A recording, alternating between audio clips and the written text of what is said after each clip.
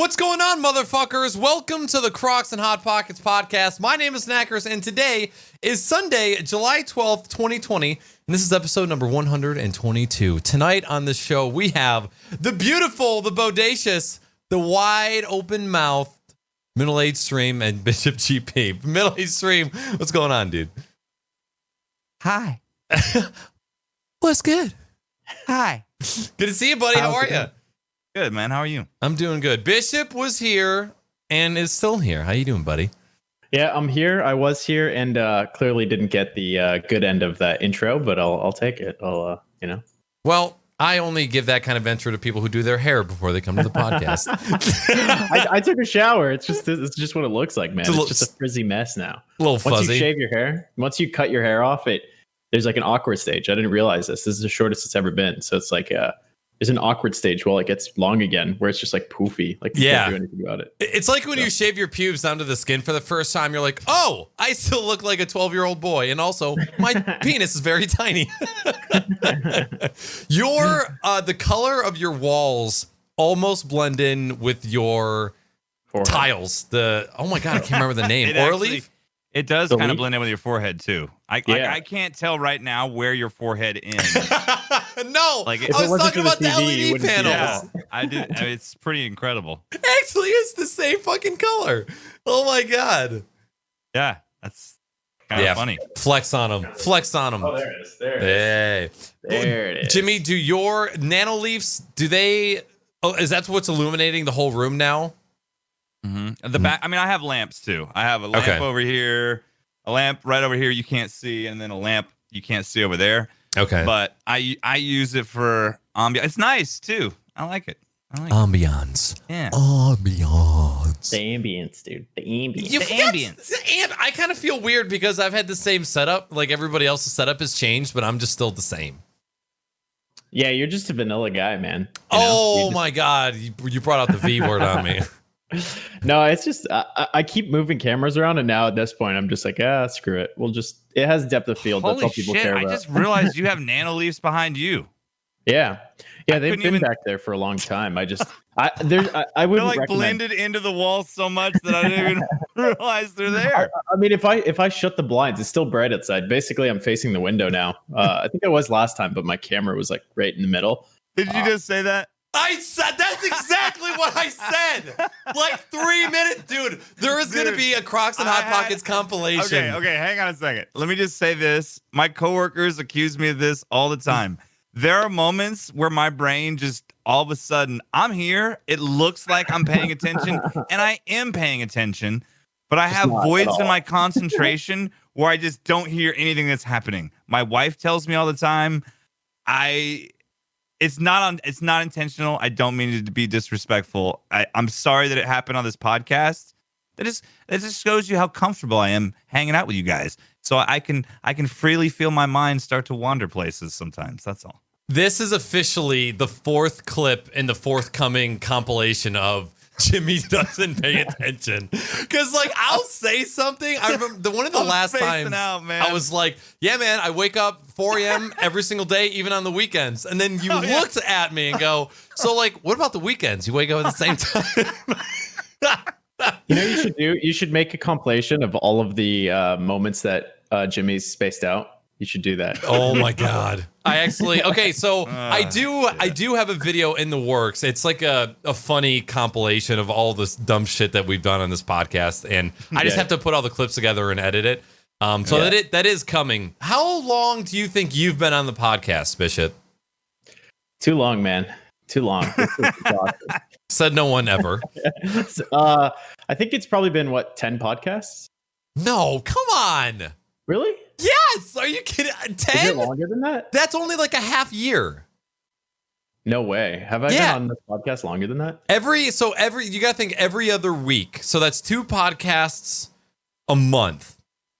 Dude, I think I was just checked out the whole time I was playing WoW Classic. Like, I don't remember anything. I don't remember anything that happened at all during that period of time. I just woke up one day. There's COVID. I had to stay inside. Just got done spending my whole life staying inside. Couldn't go outside even more. And I've had nothing to do. So I don't want to touch on COVID too much. The other day we were out and about, and do you guys feel like wearing a mask? Like, do you feel like that's totally normal for you now, or is it still sort of kind of weird?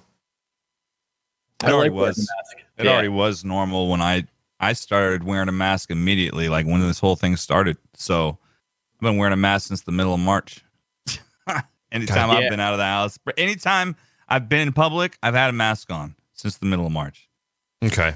I don't know if I went back that far, because once it hit, as soon as it got super serious, my work was like everybody worked from home. Like we started working from home pretty quickly, and nobody was open. Like nobody wanted anybody in their building around that time.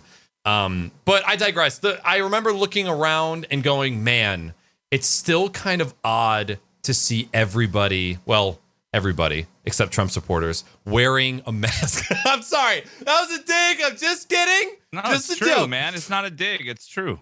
They take pride. A lot of them take pride. We will be protected by Jesus Christ. I mean, you're not saying anything that's not true. There are people in this country that take pride in not wearing a mask. Yeah. Oh, yeah. And it is absolutely 100% mind blowing to just like, that's basically like saying, that ain't the fucking sun. No, that's the big yellow glowy thing. That's just the big flat. yellow glowy ball inside. There ain't no fucking sun. I'll look at it if I want. I ain't supposed to look at the big glowy ball in the sky.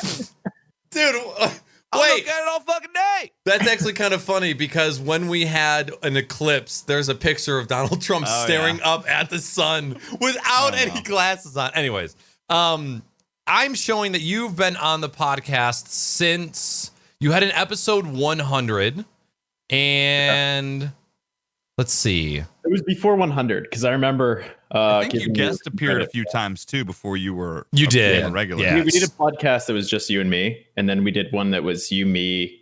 I think Salty was on that one. Mm-hmm. I think one was Salty as well. So it's looking like you were 107 was when I think you were regular, because I'm still seeing Salty on 103, 102, 101. Well, 101 was kind of like a guest show. So yeah, I would say about 20 episodes. So probably about a year, I would say, with all the breaks that we've taken, like 1 or 2 breaks here and there, that kind of stuff. Yeah. Is this where you thank me for my service? And no. Okay, fuck. All right. Well, in 2 weeks. I'm way past that. You know, that was pre-COVID. Knackers would have said, thank you so much for everything that you've done for me. And now it's, where's my thanks for everything I've done for you? The millions of subscribers that you've gained from being on this podcast, sir. Dude, I was quoted to be one of the top 10 biggest streamers on Twitch, or most successple streamers on Twitch, by the way. That's right. And there are memes out there about it as well. I'm the top 10 big. I was put next to Shroud and Ninja and 1G. I was like, I'm just sitting there with them. I'm like, okay. Like, I don't know where the revenue went. Right. It ain't me. Nice, man, nice. Was I looking at someone else's chat or while I was streaming? Because, yeah. You know what's funny is you look so different in that picture. And the only thing that I can place that on is that you have a different lens that is just distorting your face a little bit more. Yeah, I didn't I'm not a big fan of that picture, but like I think at the time I was using a 35 mil, but I think also at the time I was cutting my own hair. I was like so broke that I had to like cut my own hair. And it's like so one of the broke with the most expensive looking setup on the platform. I just said I didn't want to sell anything in the apartment, so I just kept it all. But yeah, it was like I was just like I could go spend like $30 and get my haircut, or I could just like cut it myself. And then I did that, and I was like, okay, this looks like shit. But of course, that's like the picture that got clipped of me. So apparently people don't notice though. I shave my own head and I still fuck that up. I don't know how people cut their own hair. That's insane to me. I don't know how. I've never cut my own hair. I haven't even attempted to. I tried to once, and I was like, this is impossible. So I just have other people cut my hair. I don't even mess with it. Fuck it. Yeah, I'm like, nah, I'm not gonna. No. Well, first and foremost, as we always do, what are we drinking tonight, boys? Ladies first. So I will go. I'm drinking a beautiful coffee made by Casey. Oh my God. It has ice in it, so it's cold. And it I don't know what else it has in it. It has some sort of drink. liquid. Yo, in did it. she just finish? Did she just finish up streaming? Mhm. 2, raid No, you, no. and 3, get So you she this is- coffee? So while you went to the bathroom, right? She came to because the kitchen's right here. Mm-hmm. I heard her, and she's like, "Hey, do you want me to make you a drink?" And I was like, "Aren't you streaming?" And she's like, "Yeah." And I was like, "Well, still stream." No, she's still streaming. Oh my She took gosh. a break from streaming to make me a coffee, and I was like, "Why? Just do your thing." You know, I you love got you. it. You got it pretty good. I'd say you got it made pretty good, my friend. Yep, pretty good Yeah. deal, brother. Pretty good Yeah, deal, brother. There's like some sort of Bailey's or something in there. Who knows? Oh, you said Irish- bullet rye. Irish liquor. It's like Irish liquor. I don't know what the hell it is. That's what I'm drinking. Bullet rye Ah, Oh my shit! man. I feel like I'm drinking missing Bullet Rye. out. Drinking the same thing. and That'd be- a Shiner Ruby Redbird. Ooh, Nice summer grapefruit ale. It's good. I am a big fan of grapefruit flavored beers. That has got to be like one of my favorite. A hint of grapefruit added to beer is really pretty good. Yeah. Oh yeah. And because I think that it's naturally bitter as well, I think that works really well in a lot of beers. Mm-hmm. Totally. Right now, I have a Corona Extra, the finest of brews for here on the Crocs and Hot Pockets podcast. Dude, I love a good Vin Diesel. These are like Vin. I fucked up. Vin I'm sorry. Diesel? Vin Diesel. I love a Corona. Like there is there is never a time where I am going to decline a Corona. I will always take one. really. Always. Dos Equis I feel like Dos Equis are like you have Corona. Yeah. Dos Equis. Whoa. Stella is like right here, and then you have PBR. Okay, Oh, I can get behind that. I was with you till the very end. Yeah, I was but tell with you. me, what movies have Dos Equis and fucking PBR and that other shit beer that you mentioned been in? Like, what other movies do you think Dos of? Equis, Vin Diesel movie. There was a Vin Diesel movie that had Dos Equis in it. The Triple X movie. There were Dos Equis in that movie. You might be right. You might be right about that one. think- God damn it, he went over to the dark side with another movie franchise. Yeah, of course. Yeah. Yeah, But the other it beer. went from car racing to bodybuilders and muscle boys. So I don't know. Oh yeah, Muscle Boys. Yeah. The other beer I had, so I've been trying to keep up with Jimmy in the Untapped app for the phone and trying to document things. I haven't documented this one yet, but this is the Mitten Mango Gold. So it's the Mitten Brewing Company Tart Wheat Ale. And to be honest, it's not that good. I don't like it. I'm kind of sad. I thought it was in the fridge that was supposed to have sours in it. And this was in it, and it's more fruity than sour. And that pisses me off. If you're going to lure me over to the sour fridge and then put shit like this in there, they've also had some kombucha ales in there too. What the Yo, can I tell you something? Yes. So this just tells just how I buy beer sometimes. But if I'm looking for new beer and I'm trying to find something out, a lot of times I'll look it up on the app first. That's what I do. If it's below a certain threshold, I won't even buy it. If it's something I don't know about, if it's below if it's a new beer I'm trying out and it's below a 3.7 average, I won't buy it. Damn. Really? Putting faith And in the if, system. If it's something I'm unsure of, then I get hypercritical and then like, well, what's the name of the label? Oh, Mitten Brewery. Fuck that. I ain't drinking no mittens. So, I'm pretty. Some people think I'll drink anything. No, I'm actually quite picky about the beers that I select. Well, you've been around me, so I'm very, very picky when it comes to beer. But there's a lot of good beers out there. So There are. And I think just in the same way that when I'm looking for somebody random to raid, I'm not judgmental, but I am particular based on how your stream looks, layout. I don't think, we were talking about this before. I rarely raid anybody that does not have a webcam because that's how I get a first glimpse into your personality when I'm trying to find somebody to raid. so you would never raid me now. Yeah, hell no. However, if I see a talking beer in a webcam frame, see, that's what I'm saying. It all depends on what you're using to kind of like grab attention. I will look at the beer fridge. I will scale all of the fridges, all the glass doors, Yeah, I'm just taking a look at them. and I'll look at labels. You look at use the app. I'm telling you, there's so much data aggregated on that app that if you can trust a lot of those ratings because they're from beer lovers. And so find what threshold works for you and just start looking up beers you're not unsure of buying and see what the average rating is. I will do this. I'm telling you, it's worked for me every time I've done it. I've never had a bad beer that's 3.7 or over that's on that app. Have you guys ever like finished a podcast and then actually tried one another's suggestions ever? Yes. When? I mean, I can think there has to have been a time. I can't think of a specific example. Right, now, I can't either. Right. However, it's happened. We just have no data to support. Yeah, this is true. I mean, I'm assuming we have. Yep. It's possible that I forget everything we talk about and just move on about my day. This is just how our elections are done.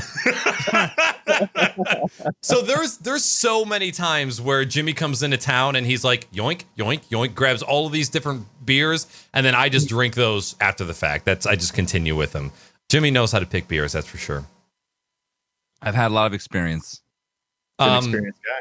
I just happened to look up a chat real quick, even though I'm not supposed to. And Hellhound just reminded me of this one time we raided somebody, and I don't know why I felt inclined to raid this person, but as soon as we got in there, he had this notepad file or something up on his screen, or he had a link in his bio that basically doxed himself, where it's like, this is my full name, these are my parents' name, these are my kids' names, this is where I went to high school, these are the felonies I have been convicted of, these are the prisons where I have spent time, like all of this info.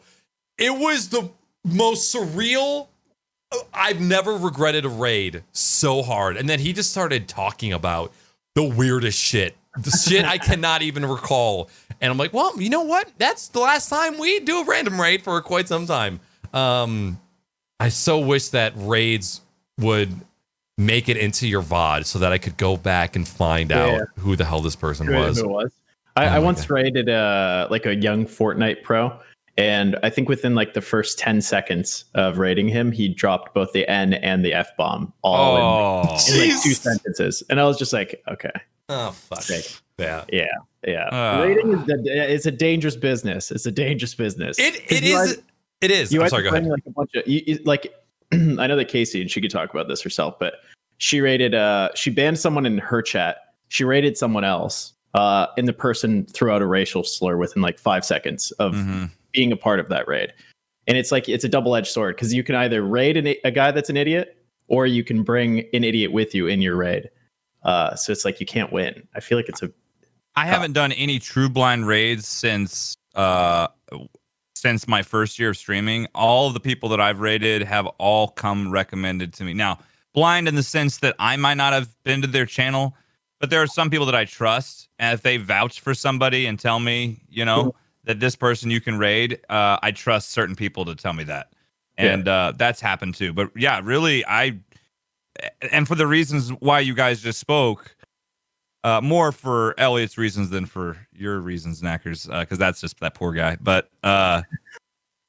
yeah, I can't imagine. It'd be hard for me to just say, hey, let's just randomly, unless there's absolutely no one to, I can almost always find someone to raid. And that's when it usually comes down to, but there's so many gems of people that I have found through random raids that is like, it makes it worth it, but play dangerous games. Don't do it. Right. I'm not saying don't do it. I'm just saying for me, that was early on. I had a few bad experiences that soured it early for me, and so I won't do it anymore. I just won't.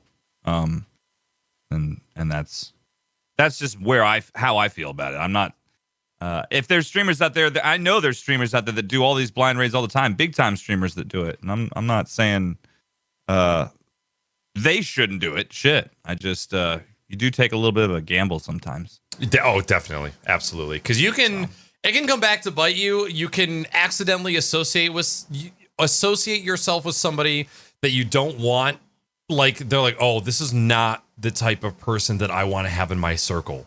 And then they start hanging around. It's like, oh, it's awkward because you're just really racist. And it's like, then you gotta ban them. And oh boy. Yeah. Have you? The only other thing, obviously, it's not as bad, but the only thing that's worse is when you host someone or raid someone that's in subscriber or followers only mode. It's just like, okay, fuck me. Like that was just a waste of time. That or if someone literally, when you raid them, like you take a look at their channel and then you like look away and you're like, all right, guys, hey, it's been a great stream. Thanks for hanging out. Thanks for all the subs, hosts, blah, blah, blah. And then you host them and they're offline and you're just like, what the fuck just happened to me? Not like this. Not like this, please. That's happened to me a couple times. Usually I checked first now. I learned that lesson because it happened to me more than once. So finally I was like, okay, I'm going to pull up a tab with the other channel, make sure, and not just that they're not finishing.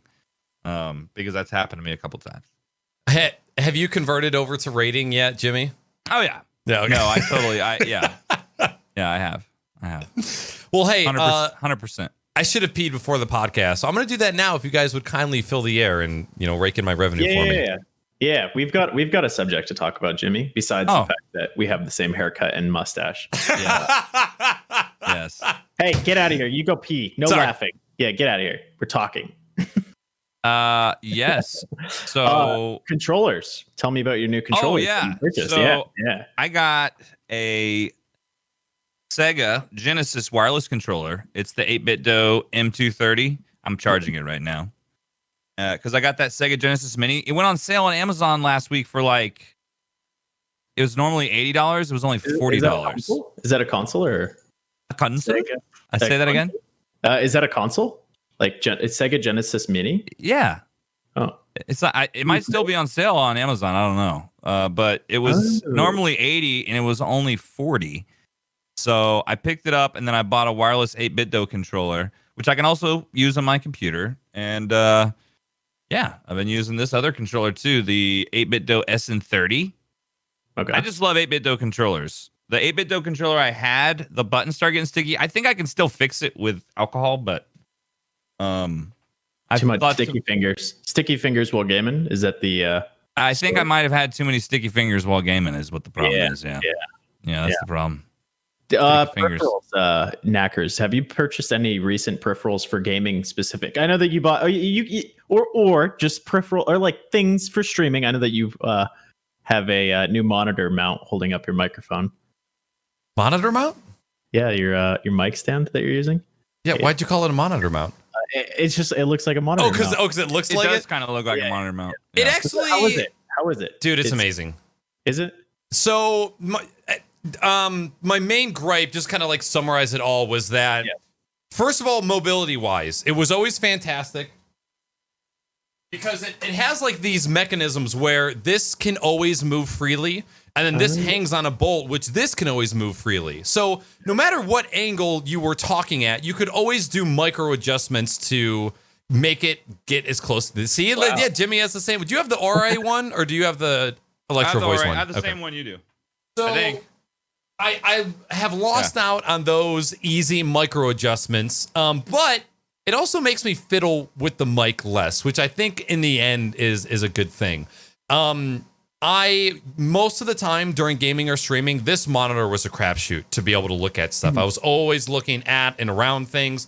I could never look at things at a glance, and that always kind of pissed me off. So now, not only do I have free range over all of these monitors, because the mic would actually also block my main monitor. Like the bottom left-hand corner would always be blocked. Not only can I see all of that, the mount comes in between all the keyboards and all the stream decks. So I can look down at any time and see any of the keyboards or any of the macro boards. So that, for one, is awesome. And then two, the new shock mount being very low profile.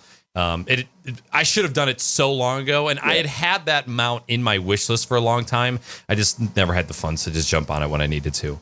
Can you post a link in chat? I want to take a look at it. Because I have this like, I think it's newer. I've had this newer arm for the longest time, and now recently the nuts have been just like popping off of it randomly. Oh my god!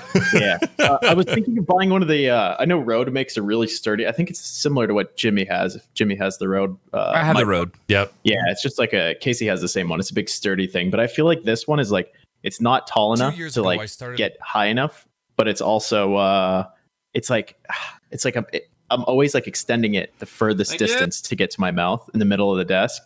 And I need to find a new solution because I don't know. It's definitely shorter. Like if you were to put it on your desk on the front, it would have to be on the front, like right here. How do you know how deep your desk is? I would say like so 3 deep, feet, 3 feet, so yeah. deep. Put your ass to sleep. I would say like 2.5 feet. Okay. 2.5 feet. Yeah. Okay. So I'll put the link to the YouTube video that I know has the link to the product in the description. Motherfucker. Give me those views, dog. Yeah, I watched this video actually. It was really well done. Well, thank you. I very quickly put that together. I don't know what the corgi's name is, but it was cute that it like Boba wanted to see what's in the box. Yeah, Boba. Yeah. Dude, anytime we bring in packages, you look at him and you say packages, and he's like, oh man, let me fucking open this box. What's in this fucking box? Oh, he's eating the plastic too. What a legend, dude. He don't give a fuck. By the way, no dogs were harmed in the filming of that video. Okay, just in case I get canceled in 7 years for feeding my dog plastic.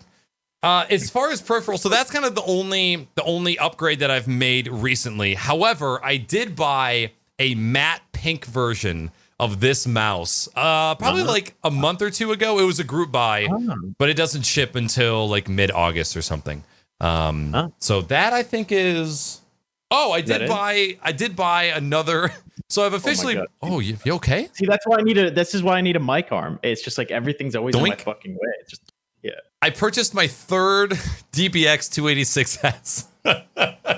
Dude, you should have told me. I have one collecting dust in my closet. It's okay. I need. I would have totally given it to you for barely peanuts. That's okay. Wait, what is this thing? No, it's nothing. You don't want preamp. It's a preamp. It's a really shitty nice preamp. It's a nice preamp. Wait, that's right. You just go right into your mixer, don't you? Yeah. Hey, so it's just find whatever the cheapest price is on Amazon right now, and I will charge you $3 less than that. Okay. Wow. Cheapest you can find on Amazon, I will give you the $3 friend discount. I was expecting double, so that's actually a pretty good deal. Knackers, I will just send it to you for shipping. Okay. Whatever the shipping cost is. Okay, whatever it costs for shipping. Bishop, $3 less than whatever you can find it for the cheapest price. Okay? And shipping. Do I need this thing? Honestly, your mic sounds really good, but I know you only use your mic for podcasting, right? No, I do. I cast too. That's right. Caster, yeah. You could use a 286, dude. Could I? Bypass all the EQ on the mixer. I don't need it because I have the Go XLR. So a lot of the functions that I was using for are no longer necessary. What is there's a de-esser too. Sorry, I keep cutting you off, but it's a preamp, a compressor, a de-esser, and a hardware noise gate. Oh, it's a noise gate. Yeah. Okay. All right, Jimmy, DM me the price. Chat, don't you dare try to snipe me. I want, let's find out what it's going for right now on Amazon, because it's probably, I don't know. No. I'm going to make sure I get my money's worth. No, let me. I see one for $11. I'll give you 300 at that. So that's like $8. Okay, that's a lie. Find that bitch on eBay. Yeah, I got you. If you want it, I'll just shoot me a DM later. Okay, cool. Let's just sideline the whole podcast while I make we'll talk about our own garage sale. Yeah. Wait, I have some stuff back here if you guys want to buy something. Hey, can I borrow those nano leaves you're not really using? Dude, actually, I never use them. They're literally always off because I hate them. You want to know because they're trash. They're not trash. They're beautiful. Do you know what this is, Knackers? That is something you sit on when you have hemorrhoids. Yes, this is a hemorrhoid remover / sucker, and you take this thing and you go, oh fuck, you go like this and it sucks it out. No, this is a industrial suction cup for like camera mounting. This is no shit. That's a suction cup. Yo, do you think that's like you could climb up the side of a building with that? Yes, you could lift a pane of glass with this thing. I was going to say, did you get your windshield replaced recently and he left that at your house? It has a cheese plate, which is just like a metal plate with like screw holes on it. So like a 1/4-20 holes on it. And you use it. I mounted my FS700, which is, it's not here. It's a big camera on the front end of a CTSV Cadillac. And we drove at like 120 miles an hour with the camera on the front and it didn't come off. But the reason I have it out is because I put like my steering wheel and shit's right here. And I've been using an office chair with wheels when I drive. But every time I turn, I'm like moving, right? So like I turn left and I'm like slide this way. I turn right and I slide this way. And even though it's fun, it's like not very accurate. So like I feel like I'm slipping away and pulling at the wheel. So what I did is I took the suction. So it was a slide to the left. Yep. Slide to the right. Cha-cha real smooth. Oh, yeah. Did I skip a line? No, I was improvising with car racing terminology. Good. Crisscross. Yeah. I put the thing on the concrete floor and I sucked it to the ground and I just like used a winch like a strap and sucked the chair to the ground. That's not very nice to call that. What, this thing? Winch, dude, that's not appropriate anymore. That's old. We don't use the word winch anymore. Oh, what do we? Okay, we use beer maid. Okay. Oh. No, winch, not like wench. Like the no, I think I was memeing, you idiot. Okay, just making sure. Whatever. The official terminology. You ruined it. Can we just cut? Can you make a marker on this part? How does it feel when people don't pay attention to you, Jimmy? Hey, let's just cut the last 5 minutes out of the podcast. Can we make them editors from this point forward? From about the time when Bishop opened his mouth 5 minutes ago, just go ahead and just cut that entire section out, and we can move on. Radio viewers, can you tell what this is? Radio. How do you view radio, Bish? Think about it. Look at my sucker cup to the screen. What? Okay, if you were to have audio listeners guess the thing that you're showing, what sound could you make with it to give them a good idea of how to guess? That's literally the sound it makes. Good job, buddy.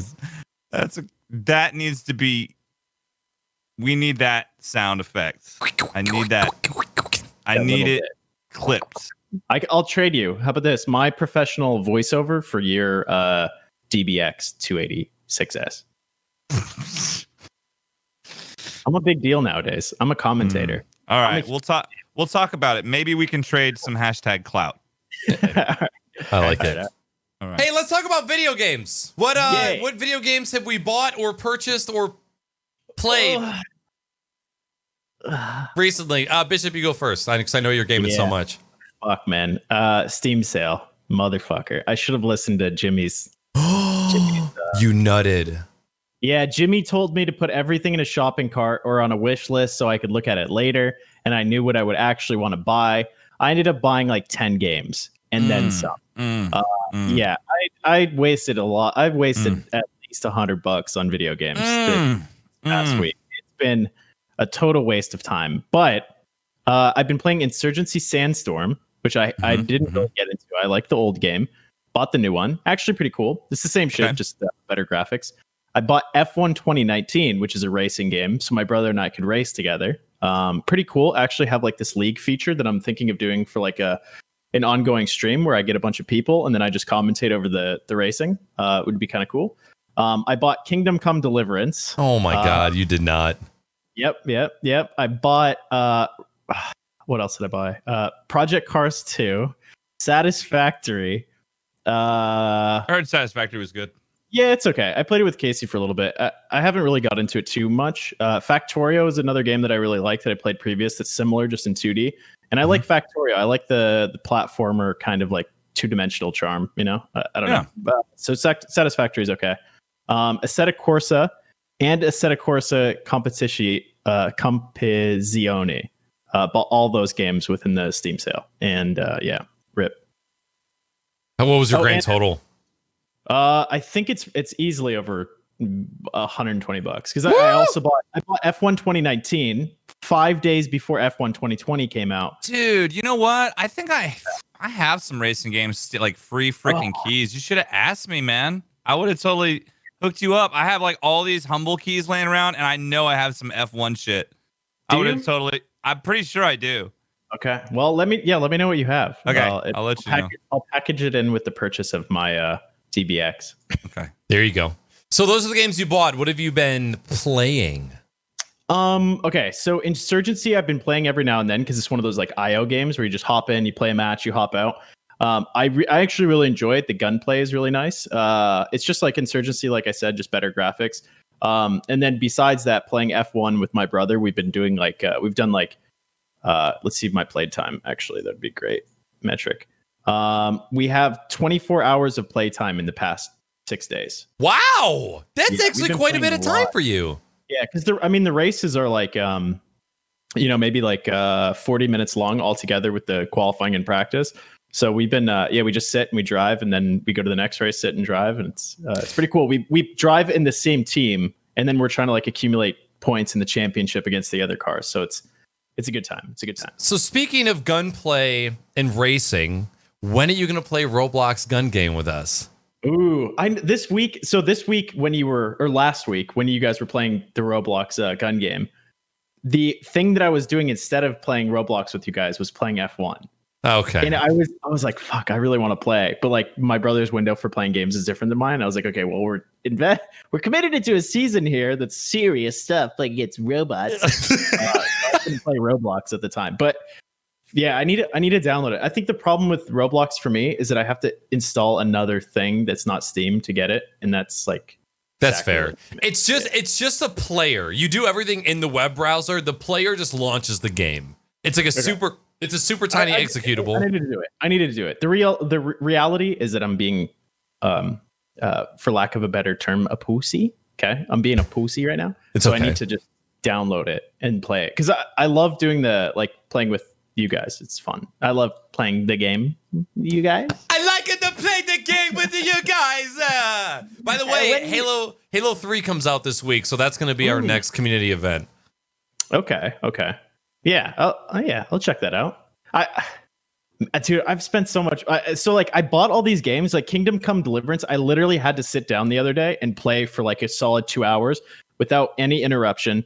Not that I'm pointing at Casey, but like any interruption of playing other games or doing anything else because I needed to like commit to the game because storyline games for me right now, I start sitting and playing them for like an hour and I'm like, okay, the only thing I'm thinking about is what else I have to do during the day. Right. It sucks. Like I can't commit to it. So I actually spent I think a good 2 hours playing it the other day, and it's actually pretty solid storyline. So I bought so many games that I'm afraid they're going to turn into the other 90% of games in my Steam library where literally I haven't touched them ever. That I'm like trying to force myself to play other stuff because for the past like 8 months, 9 months, maybe a year, I've been 90% of my gaming time or 99% of my gaming time has gone to playing World of Warcraft. And I've made like an executive decision now that I've accomplished everything that I want to accomplish there. I'm like, fuck, okay, I want to just play these other games because like I'm wasting my time just doing the same bullshit over and over again. And wow, I'm just like, all right, I got to move on. But that's okay. How many times in your childhood do you remember opening up the game drawer and being like, okay, I need a game to play?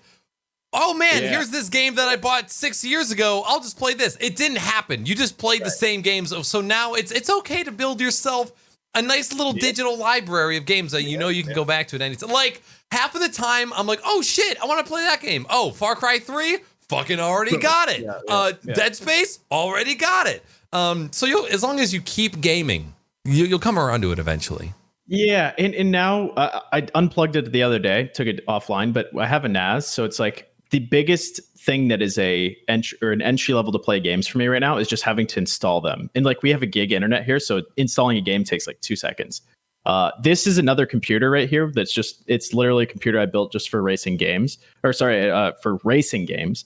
And I said that 2 different ways: racing games versus racing games. So I have like a whole other Steam. I've moved like a set of course on all the racing games, which are like probably 100 gigs worth of games over onto that PC. But with the NAS and everything else, I should just download everything and have it. So if I get an itch to play something, I just boot it up instead of having to like wait like an hour to be able to play. Because that's right. I feel like that's like the biggest barrier to entry. I feel like don't have the game installed, just play something else. And this is exactly why I bought a massive SSD just for games so that I never had to run into that problem again. I'll install a game knowing I'm not going to play it for months because I was like, I know I want to play this. I'm just going to install it. Yeah. Jimbo, what games have you purchased and what games have you played? I did not actually purchase a single game from the Steam sale. On one. I filled up my basket with stuff off the wish list. I filled up a wish list, but I ended up not buying any. But that's only because I knew that I was going back to work soon. So they would likely sit in my Steam library unplayed because there were all these things that I wanted to get, but I've already got all these games that I'm currently playing and are now things that I have to play, thanks to meeting some goals recently, that I knew I probably wasn't going to have time to play any new games soon. Like my schedule for what I have to play is basically booked for the next couple months now. Oh yeah, that's how it goes. Yeah. So that quickly caught up on me as well. What I have been playing though is a bunch of retro games. I beat Donkey Kong Country. I'm almost done with Donkey Kong Country 2. I do not like Donkey Kong Country 2 nearly as much as I like the first one. Sorry. That might not be the popular belief, but that's mine. It's okay. I just think Donkey Kong Country 2, it's not a bad game. It's just I think it relies too much on like tricks and gimmicks in the game and too much on like the animals, and it lost some of the pure platforming kind of fun that the first one had to me. That's just my opinion. Donkey Kong 2 does have one of the best soundtracks of all time. Oh yeah, great soundtrack. I mean, it's a great game. I'm just saying I didn't enjoy it nearly as much as I enjoyed the first one, and part of that might just be nostalgia because I never played the second one when I was a kid. I only played the first one. That's Diddy Kong's Quest, right? Play. Yeah. And then 3 is Dixie's. 3 is, I don't know what 3 is. I never played 3, and I don't plan on playing it because everyone I've talked to said it's very meh. Oh man, I liked it. I don't know. I've heard it was just kind of meh. Don't listen to the buttheads, man. Well, anyway, I gotta play through Battletoads soon, and that's gonna be a freaking nightmare. You know, that's probably gonna take me like at least, I don't know, man. I'm thinking somewhere in the range of at least 15 to 20 streams, probably. Jesus, and that might even be conservative. I'm not gonna do them consecutively, you know, but I'm gonna have to keep practicing it because I gotta beat Battletoads now. So. How long would it take to beat if you just didn't die? I mean, that ain't gonna happen, so I don't even want to think about it. I mean, like if you were to play each level with like a couple deaths, like if you were good at the game and you could just play through it, how long do you think the full game would take? Oh, you can play through the entire game in an hour. Okay, if you know what you're doing. But this is a Game Boy game. What? Battletoads? I didn't realize it came out on Game Boy. It did come out on Game Boy. Okay. But the NES version is ridiculously hard. It's known to be one of the hardest games out there, and I've played it several times. When I was a kid, I played it. Couldn't make it that. When I was a kid, I could make it further than I can make it now. But anyway, so I got plenty of games, so I didn't buy anything on the Steam sale, and most of what I've been playing is retro and Dead Cells. I love Dead Cells, man. It's a fun game. So, but yeah. Word. Okay. I picked up Rico, which is like a first person, like cartoony kind of game. Pummel Party, which is like a Mario Party style party game. A game called Meditation VR, where it's actually like a meditation game that's specifically made for VR headsets. And I have not given that a shot yet. I plan to do it this week, so we'll report back. And then I also got Zero Caliber VR, which is just another kind of like army sim kind of shooter. Those games are so much fun on the VR. And I haven't played VR in a while, mainly because I know it's just been way too hot. And we don't have any air conditioning in the room where the VR is. I don't know how the fuck 42 does VR with no AC in his entire place. That guy's a fucking madman. An animal. Yeah. And then I've been playing, Weenie and I have been playing Borderlands 2, the Tiny Tina DLC off stream. We beat that, and that DLC was just fantastic. Good. I mean, as far as DLCs go, I feel like they put as much effort into the game, into the DLC, as they did the full game. It was almost like that was part of the story, and they just cut it out and then put it into a DLC. Like that's how good it was. So was very happy with that. We still have some side quests and stuff to do. However, I also just downloaded Fallout 76 because that's officially on Game Pass now. If you guys have Xbox Game Pass, aka $5 a month for every game in the Xbox Game Pass library for PC. And we played that for about 2 hours, maybe a little bit less. And it was cool. I mean, it felt exactly like a Fallout game with just some other people around. I killed one of the first NPCs that I saw, didn't get penalized. It was awesome. Well, I didn't get penalized. that I knew of quite yet. So that's dope. I'm going to give that a little bit more time. I started playing Soma. That's going to be continued on stream next week. And then I heard that game is scary as shit. It's scary and weird. It's like the best way that I can put it in one word is ominous. It's just it's so weird. I have not gotten that far in it in that game either, so we'll see how that one goes. I finished Far Cry 5 or Far Cry New Dawn, which should have been Far Cry 5 New Dawn DLC. Kind of disappointing story-wise. I mean, it was a Far Cry game. It was a run and gun, outposts, ridiculous guns, cool people that roll with you like bears and dogs and pigs. That was dope. However, I started playing Far Cry 4. I know I'm playing these in reverse. I played Far Cry 5, and then I played New Dawn, and now I'm playing 4.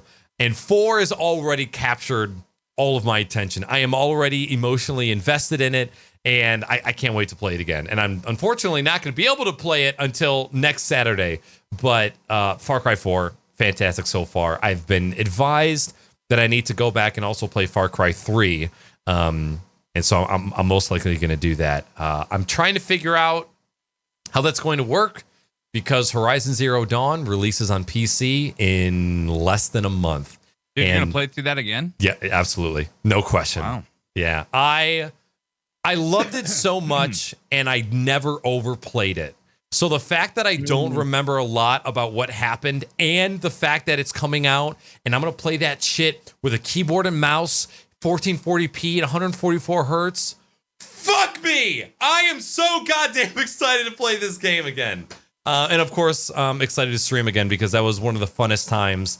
That was one of the games I forgot I was streaming when I played that game. Like, there's obvious times where you mentally like, holy shit, I'm live. Why is my penis out? And then there's just times where you're so... That happened to me today playing Far Cry 4. Like, you had your penis out playing Far Cry 4? Anytime I'm playing Far Cry, penis is out.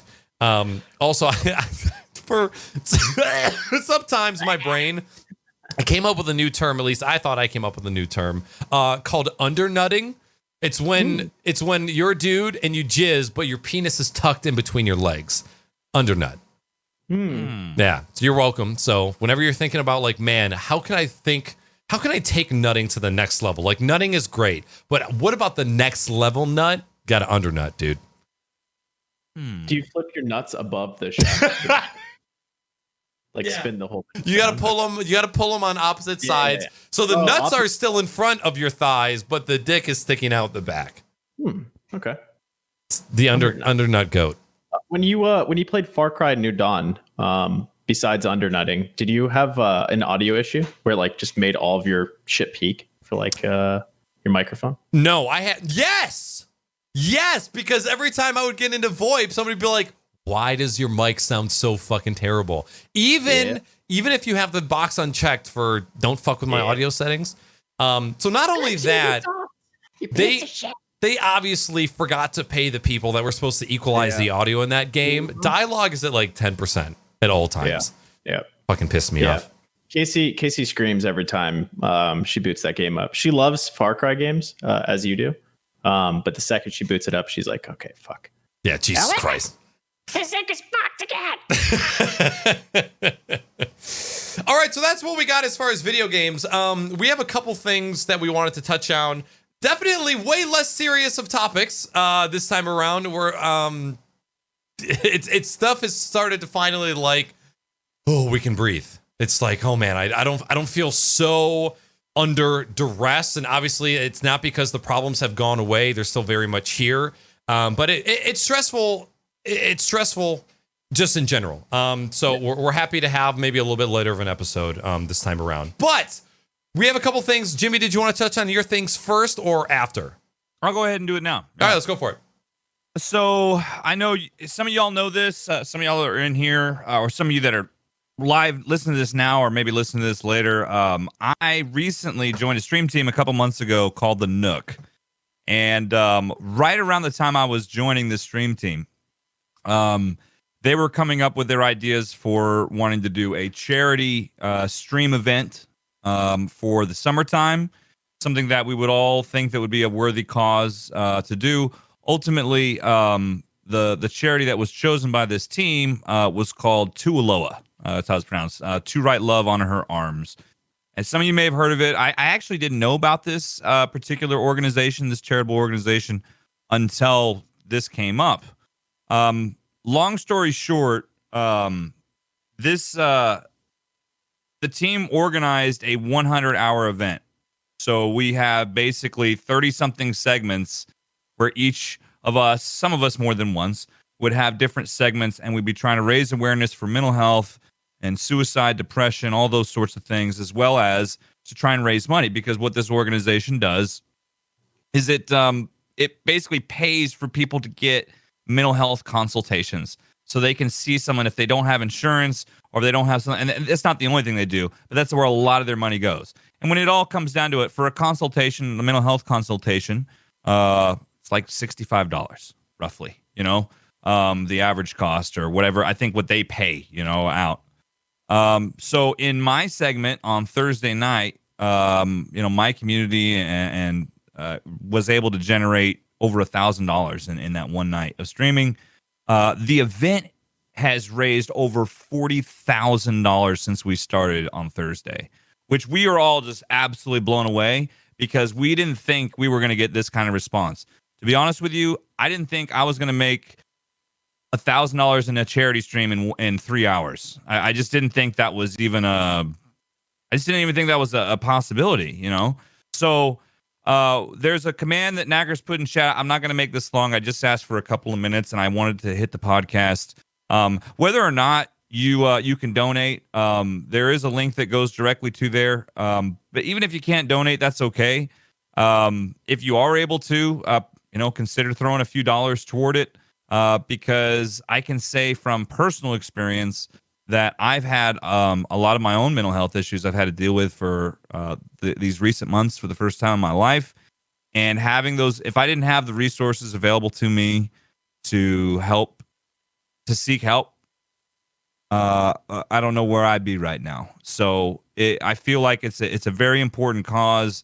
I know mental health is not a topic that I think is liked a lot of people like to talk about, because a lot of times it makes people feel uncomfortable and it's hard to talk about, but it's important to talk about. So anyway, it's in there, and drop a link if you want to know more about it. You guys can shoot me a DM after the show, or shoot me an email or whatever. But I wanted to put that out there and mention that, because it's near and dear to my heart, and it's obviously with everything, with all the stress and anxiety and pressures that's going on in the world today, you gotta take care of yourself, because it's easy to go down a freaking dark hole real fast right now.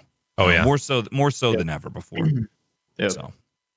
On the topic of mental health, there was somebody that I just came across on Twitter the other day, and going off of your part of your topic, where a lot of streamers have a hard time talking about this because it makes them uncomfortable. Mm-hmm. They don't know where to set boundaries. They don't know how to help or where to push people in the right direction. So there's a streamer that I just came across. The name is Dr. Mick. And I saw that same post, which I thought, and I checked him out because I was curious too. Like, is this guy legit? Yep. And I watched a little bit of his content, and it looked good. Like, I think that he's actually a pretty good resource online. Yes. Which is incredible that you've got people like that now that are doing this on Twitch. Yep. So he is somebody he's a licensed therapist now, MD. And he worked on a suicide hotline for 3 years. And he is now a therapist. He also streams Destiny, but his whole branding is mental health. And a lot of the resources that he gives out is educating not only viewers, but educating streamers on what they should be doing when it comes to mental health. Where do you draw the line? What resources can you make available to viewers?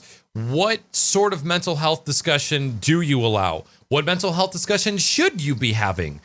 Are you qualified to be able to have these types of discussions? So not only is he he's very adamant about there should be a conversation about mental health regarding not only Twitch, but mental health as a whole. However, only the qualified people should be the ones that are having these discussions.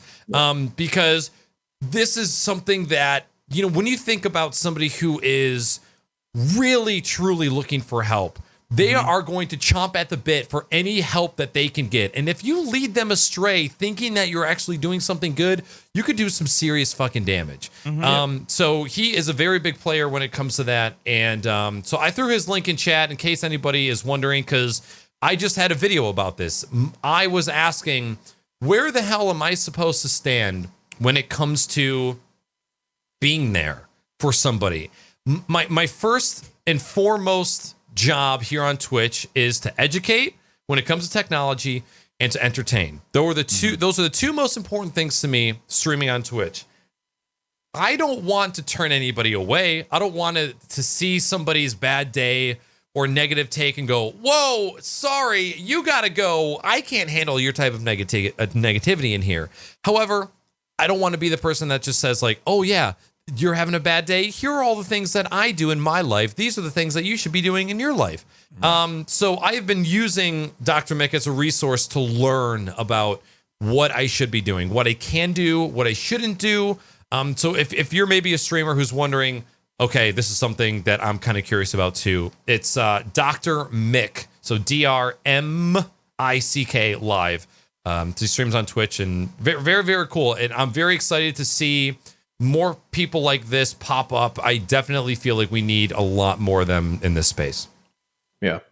I think as a like when I previously would stream, I was like hyper focused on growing my stream and making it more entertaining, and then it got to a point where like people would come in, some of them trolls, but like some people would come in with particularly interesting things relating mental health, or like saying that they're in a really bad spot. And I feel like a lot of streamers, like, we're so focused on the on like what we're doing from the content side, that you get kind of thrown in a tough place, right? When someone comes in and says something's been going wrong. And I always had a tough time with that. And yeah, I mean, like you said, I mean, the professionals should be the ones to give the,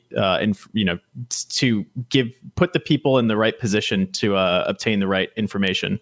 But yeah, I feel like just being a streamer, like when I was streaming, it was always a tough thing. Like, what do I do here? Like, you're always in a position where it's like, what do I say to you? To like, can I say anything? Should I deter from the content that I'm creating right now to talk to you directly? What can we do? So it's good to see people kind of step up and professionals step up, obviously, and provide us some tools. Because I know streamers and content creators, we always have people that are following us that have tough times and good times, and when shit goes wrong, it's tough because we don't know what to tell those people, and we kind of feel left out in the rain a little bit, just in our own ability to do something. Yeah. The other person that I've been watching quite often surrounding the whole mental health related stuff is Dr. K. I don't know if you guys have watched him, but he's talked to a handful of streamers. He talked to Recful quite a few times just about mental health previous to him passing, and it's just interesting because I think that streamers deal with a lot of like direct abuse, right? Just from like chat and stuff like that. So he kind of goes through a few things and just it's a good listen, like if you're not able to catch a live stream. But he breaks down just some of the ways that people are affected by chat and stuff along those lines. But at the same time, I don't know if he has any specific information as far as like what you can do from a streamer's perspective. But he's also a good tool that I've just been utilizing recently. Well, and for me, I think one thing that as a streamer, here's my thing. I anytime that somebody in chat starts saying stuff like asking for medical advice, I've had that happen before, or this or that. I just say I'm not a doctor. I'm not gonna, and when it comes to even mental health stuff too, I'm okay with talking about mental health on my stream. Yep. But I'm going to give you a case in point. Like I'm a moderator for I'm not a moderator for many channels, but I am a moderator for a partner streamer that I've been following for a long time that he's got a great community, great channel, a little crazy sometimes, but it's a fun chat. he had someone one time, and this was about maybe a month ago. He had someone came into his, and this was shortly after he started the stream. Someone came into his channel and made a bit alert message it was saying he was about to kill himself and all this, but that happened in his channel. And long story short, that it totally derailed that streamer's stream. And it's like, I mean, I'm not going to get into the long and short about the appropriateness. I totally 100% think that if you need help, get the help you need. It is so unfair to drop that on a streamer who's running a live stream to just say, "Oh, I'm going to kill my," you know what I mean? That's so unfair. And I felt for him in the moment because it's like, there's not a lot you can do. Right. It's someone who'd been in the community a while, someone who's known, and it just totally derailed everything because it just dropped the way the streamer was. And this is the reason why a lot of streamers have like a zero tolerance policy for dealing with and talking about some of the stuff, I think. Now, that sort of thing, obviously, talking about self-harm, just by Twitch terms of service, if you're a streamer, you should automatically ban that person or time that person out of chat because you're talking self-harm in a chat room. And that's technically what you're supposed to do. However, you also, as a human being, realize if this is someone who you don't think is trolling and is actually saying that this is a cry for help, how do you handle that, man? Right. I mean, I've seen it happen, and I know that that's not an isolated incident on Twitch. That's something that's happened, and it's very uncomfortable to have to deal with somebody trying to reach out in the chat room and put it on you when you're trying to stream and entertain. On the flip side of that, there's some streamers that are very open about talking about mental health and dealing with things and how to do it. Snaps, for example, I'll use her, and we already talked about her on this podcast in the past. I know you're a fan. I think she's great. That's a totally different environment. But if it's hard to deal with those sorts of things. It's just extraordinarily hard. And that totally, if you're already not necessarily in a great headspace, it could, it could do a lot worse than just derail your own stream, Yeah. Right. Yeah. If you've got that hanging on your head that somebody who was maybe a part of your community came in and did something and hurt themselves, I know I'm talking in a lot of woulda, couldas or whatever. I'm just saying, I think the point I was trying to make is that happens. It does. Yeah, it happens. I mean, I've seen it, and I know that these things are we're not equipped. Most of us are not equipped to handle these things. Life experience doesn't tell you how to handle a panic attack. Life experience doesn't tell you how to handle anxiety and depression. Life experience doesn't teach you how to deal with unexplained crippling fears that just come out of your psyche. The only way to handle these things are to get help. Like, to actually help. Like, they don't just go away magically on their own if you're suffering from these sorts of things. Yeah. I don't know anyone that's just... maybe... But I doubt that's possible. If you're getting to where you're experiencing these sorts of things, you're dealing with some mental health problems, and you probably need to find a way to help. Because what ends up happening if you don't do it, there's a variety of issues. Right. Well, suicide being the worst thing. Yeah, and I think from like my standpoint, obviously it's happened in my chat, and from my experience, it's been trolls that have done that. I know that there's a few people that have reached out, not necessarily about suicide, but just being sad and stuff like that. And I'm always there to like lend an ear and just kind of sit and hang out and talk or play a game. But like from my standpoint specifically, I can't really speak for other streamers, but like I can hardly win a game in Call of Duty. So like, how am I supposed to help you with your mental health? Like I am not equipped for this. I can hardly do something that I'm good. I consider myself good at. Yeah. How am I supposed to equip you with the tools? So I think, like as streamers, obviously that shouldn't be our burden or our objective. But I think as we continue to grow and because we become like these community managers at the end of the day, like we build a community that follows us. We should have some sort of responsible tool sets to be able to direct them in the right direction. Yes, because they're people that they consider us friends and are our friends. So I think it's a tough situation. But well, and I had this conversation with other streamers, and basically what it came to, the best idea we came to was just a timeout, post the LinkedIn chat it's a command for the chat bot that's got all these resources, like just a link away, literally click any of these links for these helplines. If you need to talk to someone now, right here. You want to text someone right now, you go right here. You have serious thought and you need help right now, you click right here. And it takes care of it. And I feel like that's the best. I think that's the best and most responsible way that I personally can handle it. Yep. Yeah. I'm pretty much the same. In my mind, and I haven't necessarily deployed this to the channel rules or anything like that. And in my mind, I've always had an open door. I've always let people come in and say, man, I had a shit day today. Nah, I'm not doing so hot. So-and-so is sick. And I go, and that's okay. Right. And that's totally fine. Okay. And that's what I don't want people to get the wrong idea, because the idea of toxic positivity is very much a real thing. And it's okay to not be okay. And for me personally, in the 7 years that I've been streaming, I've never had anybody come in and either say or donate or tip, I'm going to kill myself. And while you were talking, I was thinking about, man, what if somebody donated right now and said that? What would I do? And I fucking blanked, because I'm like, holy shit, I don't know what the hell I would do.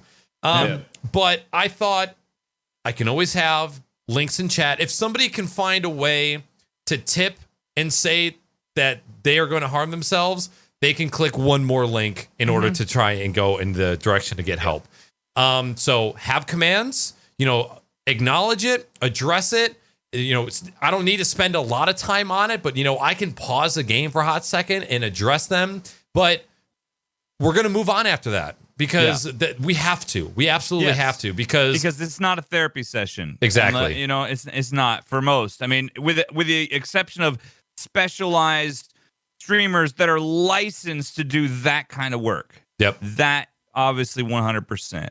And on that note too, like I have people that more than enough. I do it all the time too. You got to vent. Like venting is a thing. Yep. I vented to Knackers. Like Knackers and I have been friends a long time. Bishop and I have been friends for a while too. And I vent to those guys like off stream about stuff that you got to, because otherwise if you just keep it inside, just typing it out or whatever, I mean, it makes it better just to let somebody know what you're going through, even if it's that. Because if you're honestly just, if you hold everything inside, man, it's not an easy path. I've held a lot of things inside over the years, and I'm paying the price for that now. So I can attest to the importance of having a listen. Now, with that being said, the flip side, okay, and you have these, and I want to say this now. This isn't the norm, but this is out there, and it's annoying as fuck to me as a streamer.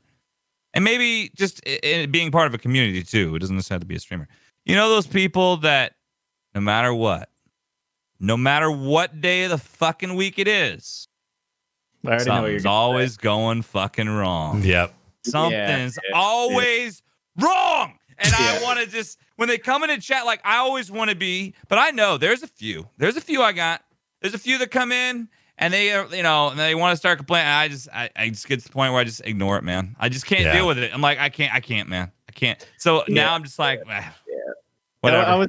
I was gonna get to that just a little bit, but I mean, it's like anything. I think you have to determine based on how that person normally acts. Like if Dover was in my chat every single day, he's screwing with me and being bad and putting little W's in chat. Bad Dover. But like if he's like, hey, I'm having a really tough day, I'd be like, all right, man, like you hang in there. We can chat a little bit later. If that's way, like, if he's just feeling, bad in that moment, maybe I can hang out with him later after the stream or play a game or whatever, if it's a rare event. But yeah, I definitely have, there's people that I know that come in and it's almost like they realize that's a way that they can get the attention of a streamer is by coming in and giving them bad news every single day. And we're not talking about like death threats or stuff like that. Or suicide threats. Shit, it's always something. Like it could be the like, car broke down today, the fucking whatever. But I've had people that do that, and I want to just be like, You know what? I'm human too, and shit happens to me. That's, you know, you just kind of have to deal with the fact that not every day is going to be the way you hope it's going to turn out. It turns out it's fucking Larry David in your chat, and he's just having like the worst time. Yeah, like, exactly. Every day it's something. But yeah, and you don't want to be insensitive because, you know, everyone has bad days. And you want to be there, and I the truth is, I want to be supportive when people have bad days because I've had shitty days, and it's nice for someone to say, "Dude, that sucks. Hey, let's whatever later," or whatever. But if you're having a shitty day, I do know there's people. It's just a personality trait. Some people want to they want them to feel shitty with them, or misery loves company. Yes. Mm-hmm. Yeah. Exactly. So it's tough because, like, as streamers, because we're just looking at text, it's tough. Right. Like, we get an emotional profile from the people in chat. Like, we eventually develop, like, what's this person? Are they like into joking? Are they complimentary often? Like, what is the norm? Because typically people come back and they act, usually the same way. Sometimes the crowd mentality takes over and everyone just starts lol Wing at you. But like in most cases, you can kind of understand what a person's like, depending on what the subject is that you're talking about.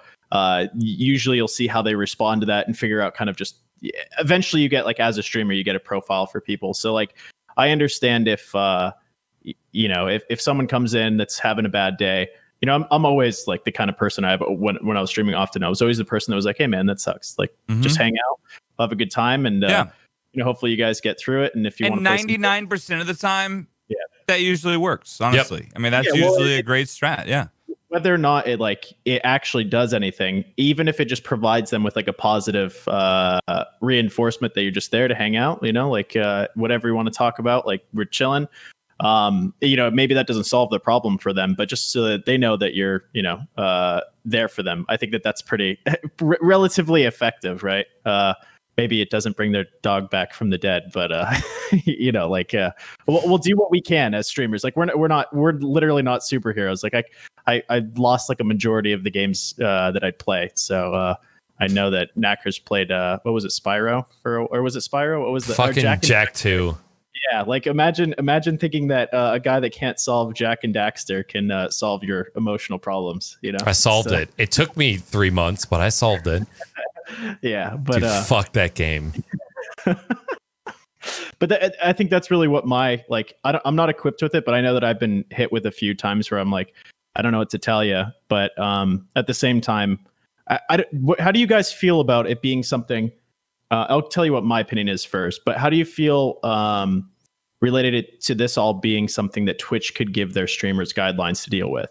My personal opinion is that anytime Twitch gets involved in anything, they fuck it up. So I think that it has to be like community based to a certain extent. Like if Twitch gave us guidelines, like if someone comes in threatening to kill themselves, what do you do as a streamer? Here's what you do. You send them a message with a link to chat to a professional, or like they gave you like a set of instructions as a streamer.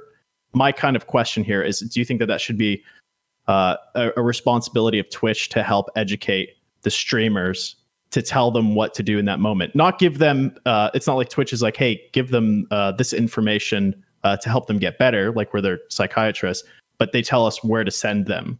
I think it would be better, like you said, community-based. However, I do know that Twitch has like panels and opportunities to like lump it together. They don't necessarily have to have a specific written policy.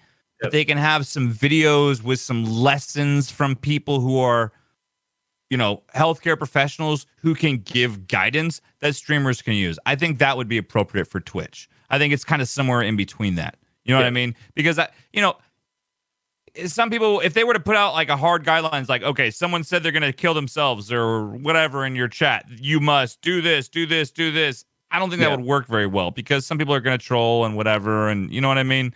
I don't know if there needs to be like this happens, there has to be a set response. I think that should be driven by your understanding of community, because it wouldn't matter if it was just some random person that came into chat and wrote, I'm going to kill myself, and I'd never seen their name in chat before. What do you think I would do? Right. Probably just ban them. I would just ban them out. Like I wouldn't even respond to it. Why would you do that? Because I don't know who Nubby's race car lover 69 is. I have an idea who he might be. Race cars. 69. UA Black Hoodie Sweater 69 420XX username on Twitch. Yeah. I have an idea who that guy might be. You know? Yeah, he threatens to kill himself, and then you find him in XQC's chat 10 weeks later. Yeah.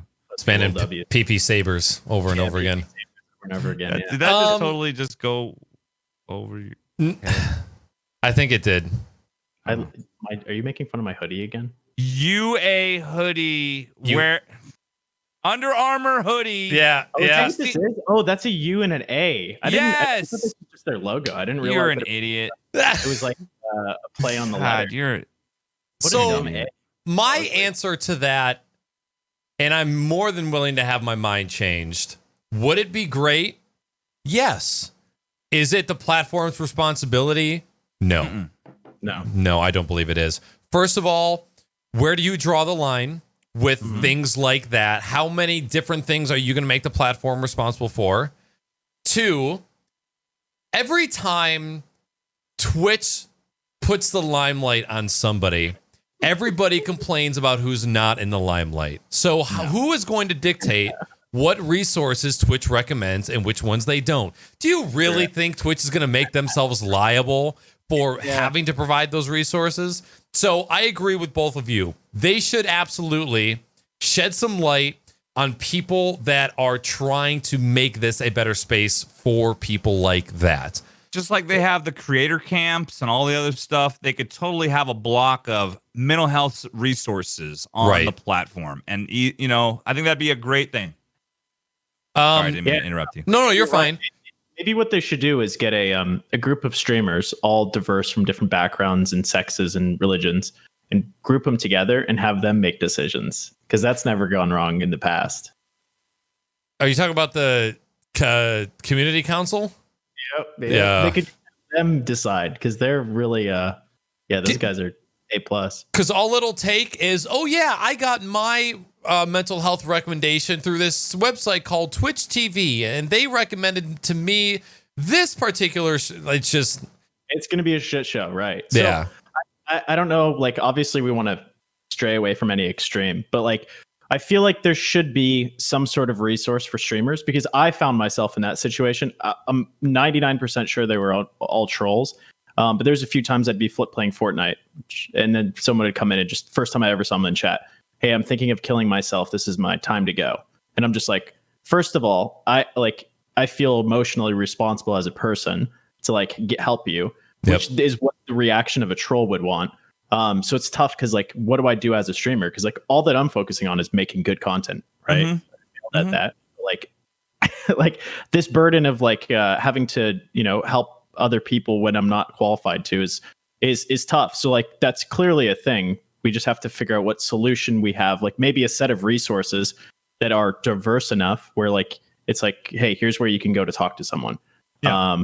If we could just link someone to that, I think that like a very simple set of guidelines would be really nice. But like, as soon as it gets too involved, it's just going to turn into a shit show, which is why my opinion is like, Twitch can't get involved, because they're just going to fuck it up like everything else. Yeah.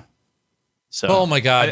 I think you had it. You hit it right on the nose in that the only way it's going to get addressed, Twitch could bring attention to it in a community-driven approach where they have some suggestions. But they're not going to make any sort of hard rules or even put it in their like guidelines, because they don't want to be accountable for it. And and that's it's going to bring attention to something that they don't want to bring attention to, I don't think. Yeah, and I think my last kind of point before we move on from this is like, I think just a small section would be nice, somewhere that we could find if we need it. The fact that it doesn't exist is tough. But I think the other thing, and this is a little off topic, but obviously we had a loss in my community, the WoW community, but in the greater community of Twitch with Wreckful recently. And I think he obviously took his own life, but as a streamer, he had a huge audience. People loved him. But I think I was watching Dr. K a few weeks ago when it happened, or last week.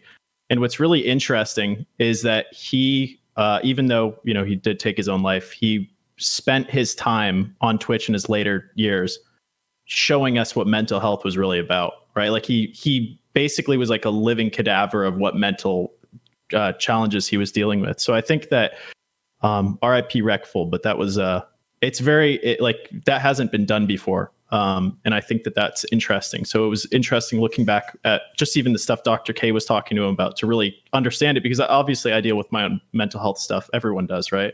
Everyone has negative mental health days, but to really understand when people are in like these severe depressions, shout out, to Reckful, obviously, for letting us have a window into, what he was experiencing. So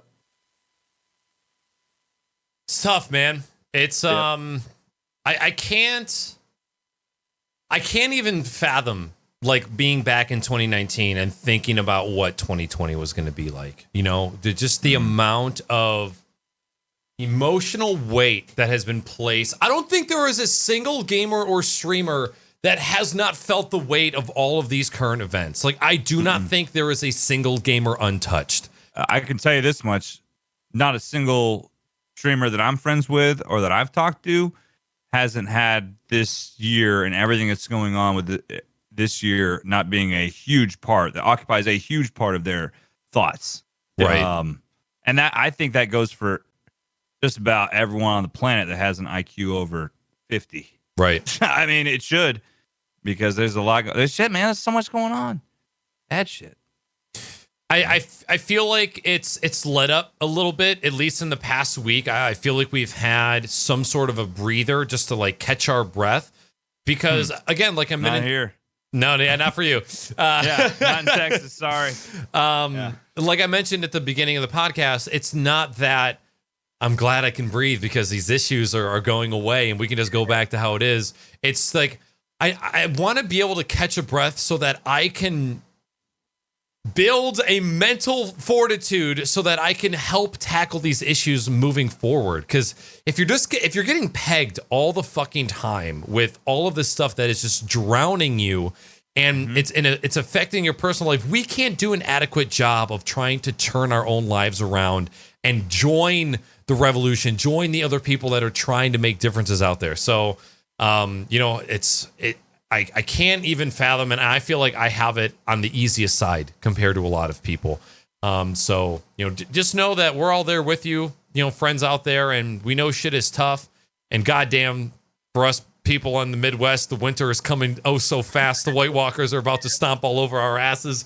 But it's hard. It's hard, and I'm glad that so many things have been brought to light, and that we're gonna. The people who are willing are going to kind of bind together and help push forward. Well, and one last thing, and it brings up from Amber's point in chat, there's a lot of guilt that I've had this year because of things that I've experienced for the first time in my life that I hadn't experienced before, and realizing that how bad it is, and the guilt of not really, I guess, understanding or being able to understand between mental health stuff, between the sexual assault stuff and the race stuff. I mean, the 2000, and then of course the cherry on top is COVID, right? Yep. So yeah, man, it's I have felt like this year's been a huge eye opener. I thought going into 2020 that I was a guy who, I didn't know it all, obviously, but I thought that I had a pretty good worldview. I've traveled a lot. I've seen a lot of the world, and I've had a lot of different experiences. I feel like this 2020 just fucking just went, pah! You don't know shit, boy! Yeah, quick smack right in the face. You don't know shit! So yeah, well, I think it's also bandwidth to like have things that you're passionate and that you care about and that you can focus on, right? So like, things that you have it's not like we have the capacity as humans to be sad about a million things, right? We're sad about specific things. So in the past, obviously, we've all dealt with negative things. Maybe they're not in line with what's happening currently with sexual assault. Some of us have in the past, but like the idea is that right now, and it's not whether or not we're feeling what others have been feeling for years. We've all been feeling these negative things, but the fact that our bandwidth is being overwhelmed by not only COVID, not only suicides that are happening recently, but also the fact that sexual assault, our bandwidth is overwhelmed with the amount of negative things that are happening, and the fact that we're stuck at home right now. makes it a lot worse. So it's not the fact that we don't understand what others have been feeling, because it's not like we're immune to all these things. Right. And what's the phrase? Overanalysis is paralysis, where it's just fucking system overload. And you're right. You can only, it's like, there's only a certain amount of names that you can remember in your life. There's only a certain amount of people that you can maintain within your circle. And that's just true for everybody right now. Everybody has their own stuff that's going on. I like to call that my penguins on the island analogy. Yeah. You heard that one? I have. Yep. Okay. Because I think the actual number of the people that you can care about is like 115. It's like 100 something. It's the low hundreds of people that you can genuinely care about in your life at any given time. And I'll have to go back and do some reading and research on that. But yeah, no, great point, Bishop. Yes. Can I grab another drink since we still got 30 minutes? Absolutely, yeah. A BRB. Yep. I was just gonna talk about the. I don't think Jimmy cares too much about. Maybe he cares about one of them, but I watched the first kind of release, or I guess kind of show regarding. What word am I looking for? Like Announcement? Announcement, like E3 or PC gaming show. Okay. Like a trade show or like a announcement. I think announcement's a fair Keynote? fair word. Keynote. Yeah. Keynote. Yeah. Ubisoft, or as I like to say, Ubisoft, had a online keynote today called Ubisoft Forward, which they've mentioned that this is going to be something that they're going to make a habit of. And they debuted a few games, actually several games, and the four that stuck out to me, man, Corona makes me so gassy. Assassin's Creed Valhalla, which is a Assassin's Creed game set in the Viking times when the Vikings were encroaching on Anglo-Saxon territory. And then we have Hyperscape, which is a new set in the future BR, which, okay, I thought Hyperscape, just another BR, whatever. During this keynote, they kind of went into the story behind the VR and what it was. It made it super intriguing, and it kind of got me into it. So I downloaded the game. I'm going to give it a shot. They touched on the newest Watch Dogs game called Watch Dogs Legion, which is going to be set in London, and Far Cry 6, which is starring Gustavo. I don't remember his last name, but he is the main villain from Breaking Bad, Gus Fring. And his son, which looks to be the main villain based on an eyebrow slit from Far Cry 3. So we're sort of thinking that this could be a prequel to the Far Cry 3 villain. Maybe. It's a conspiracy right now. Yeah. So there was another game. It was a mobile game that had a bunch of different Ubisoft characters and villains. It looked like it was Overwatch. Or Overwatch kind of CS kind of deal. It looked odd. I don't remember what it was called, but it ended up being a mobile game, and it made me really sad. But I saw Sam Fisher. I saw like some Tom Clancy character. I saw some other character from Wildlands, and it's a mobile game, so I don't really care. I don't really play mobile games. But have you ever played any of the Watch Dogs games? Yes, I haven't touched any of them. I played the first one. I never finished it. I believe that I had a plan to play the second one, but then I think a break came up on stream, and I never got to it. And I don't play single player games off stream, so. Yeah, because I've never really touched it. It looks like obviously one of like the, I don't want to call it a GTA clone, but the kind of Grand Theft Auto open world type of game. Definitely. But I was actually watching the CEO of Complexity. He was playing it the other day, and it was cool. The multiplayer mode is basically like a extra special version of hide and seek, which is kind of cool. I love those kind of games. But yeah, maybe I've seen like the trailer for Watch Dogs Legion looks pretty solid. I know that they announced that as well, but yeah, I'm a big history buff, so maybe the Assassin's Creed franchise is one that I'll re-enter, because I don't think I've played an Assassin's Creed game since my light. I played Black Flag for a little bit, but I just felt that it was a little strange. I don't know. I wasn't a big fan. I don't know for certain, but I feel like a lot of people that I know really liked Black Flag.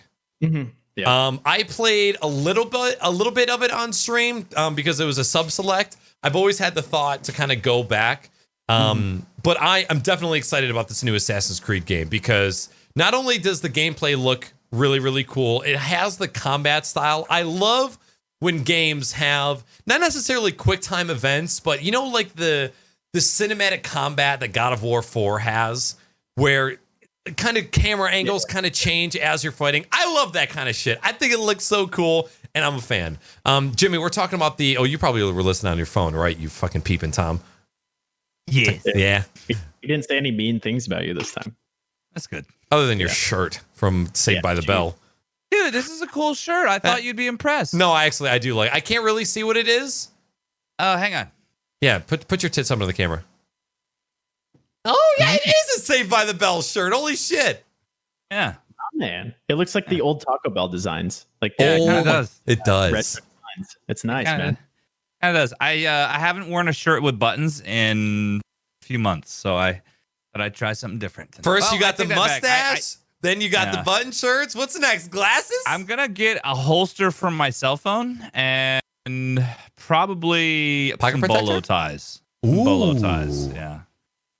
I'm thinking that's my next move. So yeah, there's a couple games from that keynote that I'm definitely pumped for. I will not say hyped because getting hyped for video games is very bad for your psyche. But they're definitely things that I've been looking forward to. I don't know what's happening, but I have been excited for video games these past couple weeks. I have had the desire to come home from work and play. I have been excited to stream video games. I remember when I first came back from my break, I was hardcore focusing on more just chatting streams, talking about tech, doing tutorials, maybe a little bit more podcast, because I felt like I was slowly falling out of love of streaming video games. For whatever reason, and I don't know if it's because work has become more manageable despite COVID, there's something where I've been able to compartmentalize a little bit of work lately. And I've been excited about playing video games. I've been playing new ones. We've been getting together and doing community events in Discord. It's just been a good time. Question. Is it because are you able to work more remotely now than before? Yes. Oh yeah. Every other day I'm remote. So that's got to be a big life change for you. And I imagine that's a big factor. It is. It definitely is. It doesn't help that some days I'm sitting in this chair for 16 hours, when I work and then I stream. Doesn't happen too often. But sometimes when I'm done working, I don't want to sit here anymore. Like I want to go. Yeah. But perfect opportunity for me to do a cooking stream in the evening or the afternoon instead. Get myself out of the chair, go pursue another love of mine, and enjoy some good food. So I've definitely been enjoying video games more than I have in the past year. Part of that is probably taking mental health into consideration, getting back into exercising, eating better. I'm sure all of that has something to do with it. Gut health is a huge part of how you can feel mentally as well. And that's something that I've been taking the time to learn about lately. But yeah, it's been exciting. I've been more in tune with figuring out what games are coming up. I wish I had more time to play video games, on stream. I would love to play Rocket League 4 days a week on stream and only do that. But I know that, big picture wise, thinking about knackers on a grand scale, like there's other things that I want to achieve. I've played Rocket League 1,000+ hours. I've streamed it so much. Like I can always go back to Rocket League. It's always going to be there. And that's probably one of the hardest parts about being a streamer is knowing when you have to deviate from something that you love just to try out new things. Yeah. Well, and that's sounds very familiar, especially when considering my current WoW addiction, right? Like WoW is something that I could literally sit and play every single day for the next 5 years. Like I could just sit and play it because it's like there's something. It's like Rocket League where you're constantly trying to achieve something, right? Like you're trying to get a higher rank. You're playing games. It's like repetitive, right? I play arenas in WoW, but it's relatively the same thing. I'm just fighting a rank over and over again, and I feel to myself as it's like, I could go back and do that. That'll make me really happy to like continue playing arenas. But I feel like I've been missing out on so much more. And I feel like if I just stop playing for a little while, like for you, if you stop playing Rocket League for like 6 weeks or whatever it is, maybe instead of like getting the itch to play Rocket League, you'll just get the itch to play something that'll entertain you for that moment. Because Rocket League is just the supplementary thing that gives you entertainment when you're looking for it, right? Right. And WoW was doing that for me just in a more extreme way, because like you can spend all of your time in WoW, because you do like you could play Rocket League, right? Or you can play the competitive part of WoW, but then you can do other events and stuff like that to get ready for that, right? So because you have to like gear your character up. So I found myself like playing WoW just to have fun, but then finding things within WoW to make me have even more fun or to maintain my high. And it's like at some point I just needed to be like, okay, I've done everything I need to do in WoW. I'm done maintaining this bullshit. I want to just play other stuff, and I still get itches to play. But I think like it's only been like a week or 2 weeks, but I think as I let time go on, I'll start to be like, okay, I want to play a racing game to entertain myself, or like, hey, maybe I'll play a different storyline game if that's, you know, what I'm interested in. But yeah, like the first break I ever took from WoW, or not the first one, but the first most recent one, I played Skyrim, because I was like, okay, I want to play WoW, but I shouldn't play WoW because I'm addicted. But I want to do like magic casting, and maybe I can do some like min-max in Skyrim, because I never played like a caster character. But yeah, it's just like slowly moving myself out of that. So maybe if you don't play Rocket League, even though you love it, if you don't play it for a little bit, you'll find something else that kind of like fills that as like the thing that gives you makes you feel accomplished when you play games, you know? Right. And I want a game like Rocket League again, but I also want a game that I can play off stream as well. And that's kind of a hard thing, because Rocket League I'll never play by myself. I will always play with teammates when I play Rocket League. That's just how it's always been, because it's one of those games where it's just way more fun with people in it. I have to pee one more time, and then we can well, I want to touch on one final topic, unless you guys have anything else, and then we can jump into we have a pretty important question that I think we could probably spend some time on, and that should take us right to the end of the show, unless Chad has any questions they want to get in before we close it off. Okay.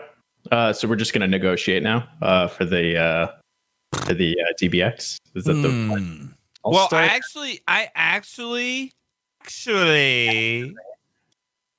had some graphic resource type things I had some ideas for I know that you are a busy man and you do a lot of that stuff. I'm actually not busy right now. We just ended. I would be willing to trade you for your skill for the item. I wouldn't even need necessarily dollar bills cash. Oh, okay. We could exchange some favors. Yes. Yes. Okay. I send you this equipment. You create some cool assets for me. Okay. Deal? Yeah. Okay. Easy. I'll send you some DMs. My rate is $200 every minute. Every minute? Yeah. So you'll get. I'm gonna owe you money after like 2 minutes. But no, I'd be down. I'm actually so for the past like eight weeks, I've been working on a bunch of different racing series, just doing the broadcast graphics for those, and then commentating on those on the weekend. But we just ended the series this morning. I woke up at like 11 o'clock or so. It was super early to commentate. Every Sunday at noon, I do commentate for like an hour and a half. But that ended. So it was after like weeks of it. You shoot me a DM like tonight or tomorrow, so I remember to respond to it, and then I would even be able to mail it out. I got to go to the post office this week to mail some other shit, so I'd be able to get out before the end of the week too. So cool. Do you have a PO box? Nope. Okay. I have an address. Why do you want to send me something? No. Do you want to exchange? Do you want to? Oh, fuck off. Okay. Do you want to be Secret Santas? Yes. You and I. Yes. Not Jimmy. I think you need more than 3 people for that to work. No. I think.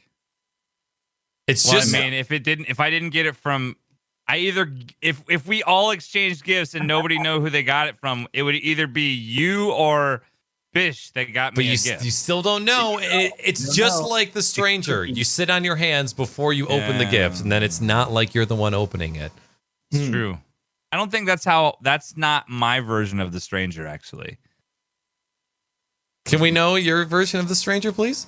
I think if you were to go to urbandictionary.com, you could find what the stranger is, and know that would be the version that I thought you were referring to. I could be wrong. You're talking about masturbation.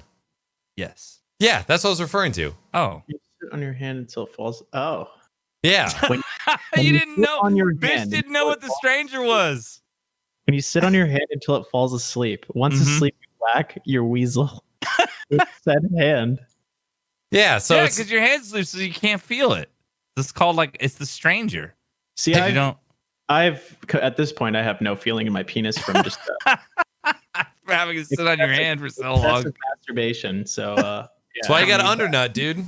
It's a funny. I mean, it is funny. I don't know if anyone's actually done that before, but it is funny. I've never been so desperate for a different type of nut that I've sat on my hand until it fell asleep. Like a regular nut is just as sufficient. Totally fine. Like let me give myself a stranger.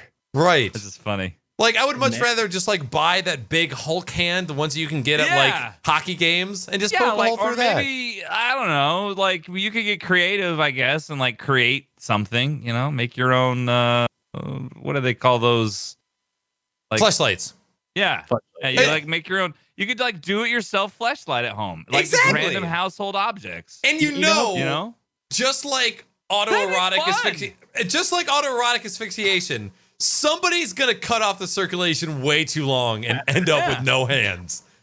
I would like to see a do-it-yourself fleshlight like contest, like or you can only use just random household items, and who could make the best fleshlight from random household items. Like you can't use you can't buy anything. It has to be shit you have around your house. Can you make a fleshlight? Easy. And you have to construct it.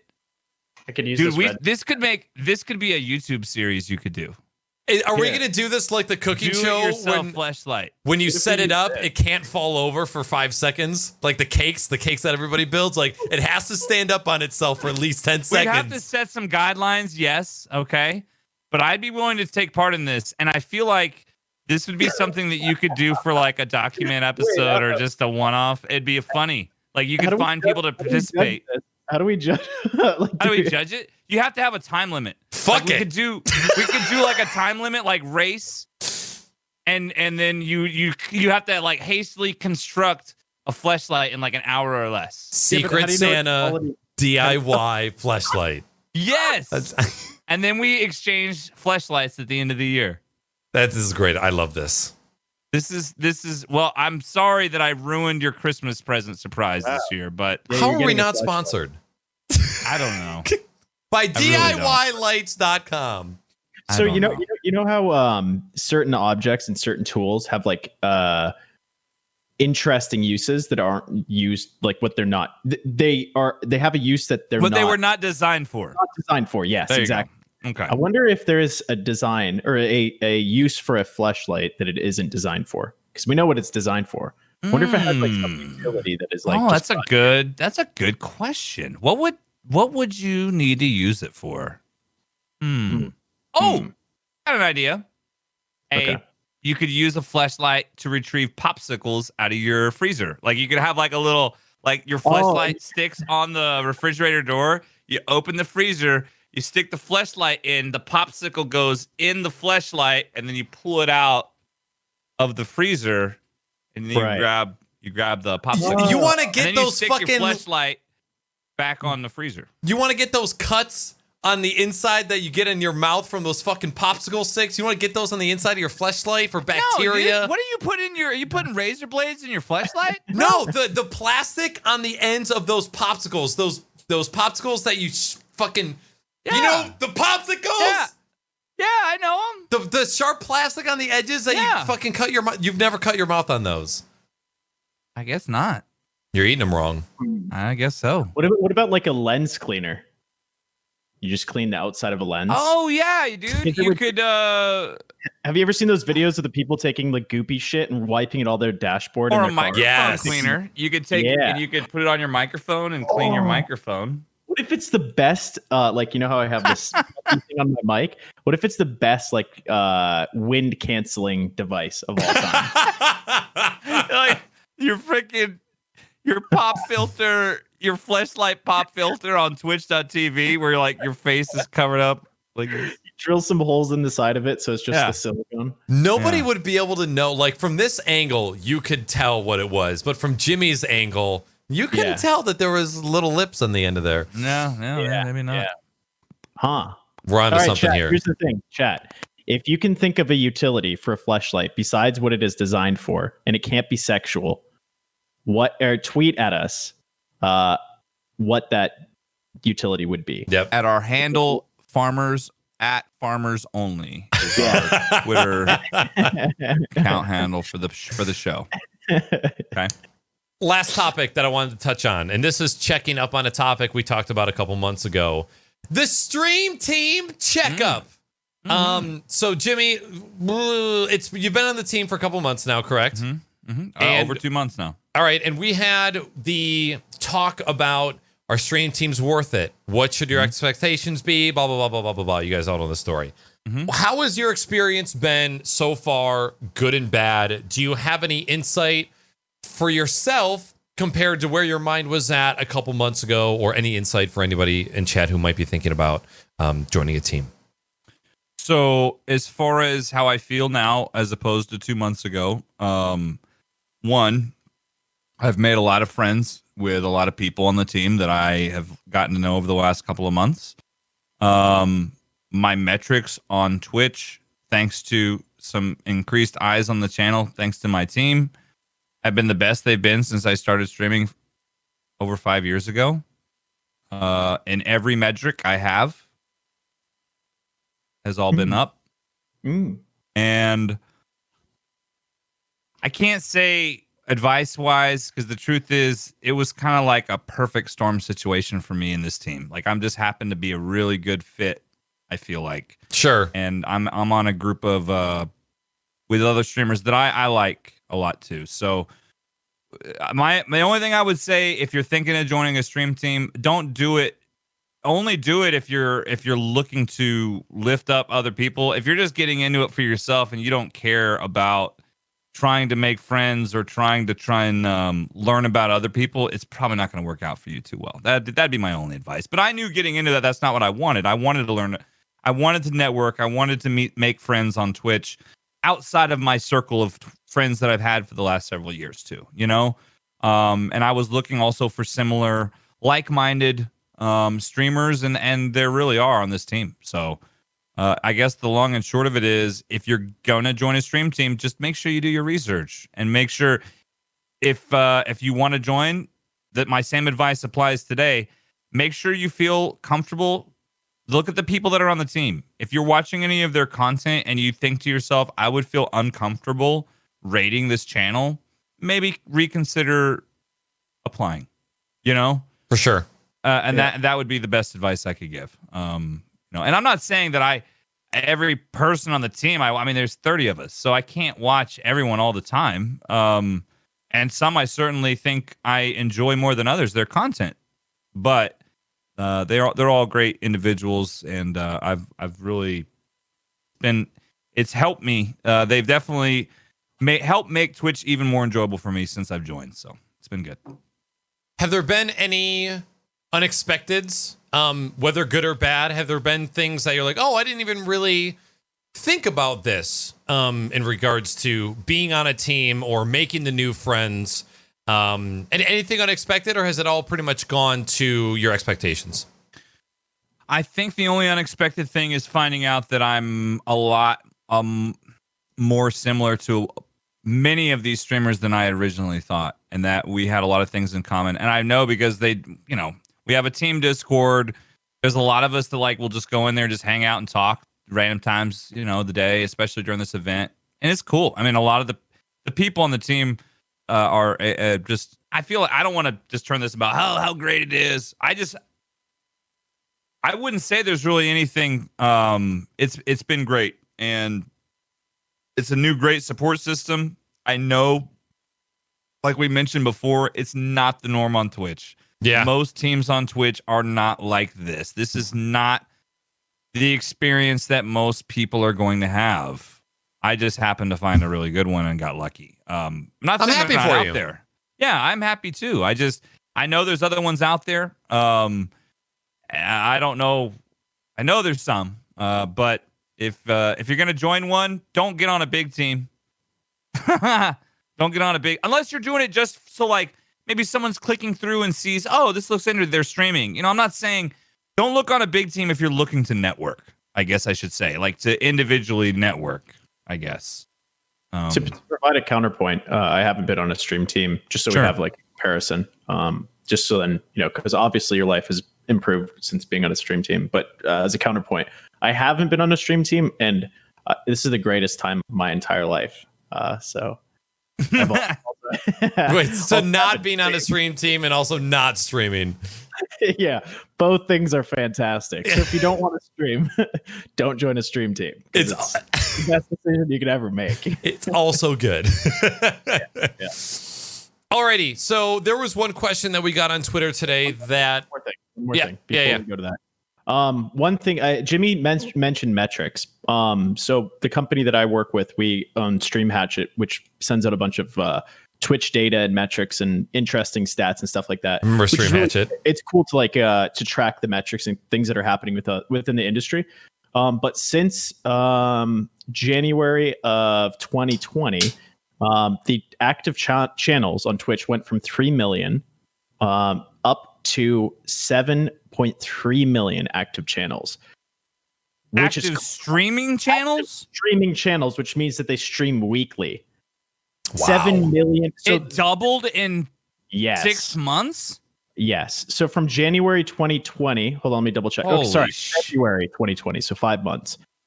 It's all the way up at 7.39 million active channels. The concurrent viewers has also gone from 2019 1.26 million to almost 2 million at 1.4 million in 2020. So the active channels and active viewers is increasing, but with the amount of new streamers, there are also there's been a reduction on Twitch with the concurrent viewers average viewers per stream that's come down. How many of those streamers that just started when the COVID situation started got a console and started streaming? I'd be willing to bet we're talking thousands. Or easily. streaming their content online like they're a teacher and they're not doing Zoom and they just want to do something online instead. Right. Well, and I'm sure that'll kind of dip down, but I'm wondering that one of my questions is how many of these people have been not streaming because they've had a job, right? Like maybe they didn't want to stream because there was a rule and or potentially they didn't want to have a negative image when they're at their job being a streamer, or they could say something on stream. And now that they don't have a job, streaming's easier. Or is it based on the fact that they have all this free time on their hands? Like one of the main reasons that I don't stream is, when Casey and I moved in, it went from me just looking for people to talk to and hang out and fill my free time, where now I have Casey to do that. So like, I just burden her with all of my questions and talk for 8 hours a day instead of streaming. But I find that that's interesting. I wonder how many people, like how much that's going to drop off after, things return to normal, people start going back to their jobs. But yeah, there's some really interesting metrics. It's crazy how much Twitch has really grown. It's almost twofold. Twitch's just viewership has doubled. So yeah, just kind of crazy how that COVID's like the best thing that's ever happened to Twitch, which is great. Yeah, insane. I don't have the average viewers per stream. I had it a minute ago. I can't find it, but I think it's somewhere. It was at like 35 and it dropped down to 32, if I remember correctly. Average. You work for Stream Hatchet? Kind of. Not. Okay. Not. I work for a sister company, UMG. So. Oh, okay. Yeah. Well, I'm sure you can pull up my metrics to see what I'm talking about, Bish. Then, and you could just compare these last 2 months to what I've been doing the last 5 years, and you can kind of just see how my metrics have been and see for yourself. I just looked up MiddleAgedStream, and Knacker's stream also popped up. Oh, hey, related. Wow. Hey. So your views per hour have gone up 35% in the past 3 months. Yeah. So you've grown quite a bit. Yeah. The statistics. So this website now, it's called twitchtracker.com. You can just look up your metrics. Obviously, don't rely on the data. No. Like we were looking at Casey's stream, and it's funny because like her Twitch growth has been really consistent. Like it hasn't like peaked at any crazy point. But it's interesting because like times that she changes games or starts playing other things or does more art streams, she can actually see when that increases. But yeah, there's some really cool metrics surrounding Twitch right now in Twitch's history. There's obviously more channels live. What's it called again? Twitch. TwitchTracker.com, and you can just look up your statistics and stuff like that. But there's platform statistics. And one thing I want to do is create a motion graphic that shows like the most watched games on Twitch, and like have a historical motion graphic that shows like other games taking it over, like kind of like a leaderboard system, which would be kind of cool. But I need to get the data for that somehow. Yeah. Very cool. I just threw another great stat website in chat as well. That's the one I use a lot. Okay. Dope. Sully Gnome. Ooh. You haven't used that one? No. Dude, there's all kinds of awesome metrics on that one. Yeah. Oh yeah. Ooh. Oh, you know what? I have. I've seen this one before. Oh, okay. All right. I found this the other day. What's crazy is that trending games right now, F1 2020, a racing game, is at the top right now. Is it actually up there? Really? Well, and this is based on how many more concurrent viewers they obtain. So like Call of Duty has 7% more viewers, hours watched than they did in the previous month. And F1 has 4,000% because it's a new game. So that's probably why. Okay. Interesting. That's interesting data. Interesting. I wonder if there's a Twitch API that you can pull all this from. How are they getting this data? I want it. The good question, because they have clamped down so hard on who has what access to what data. Yeah. Yep. I love data. Me too. All right.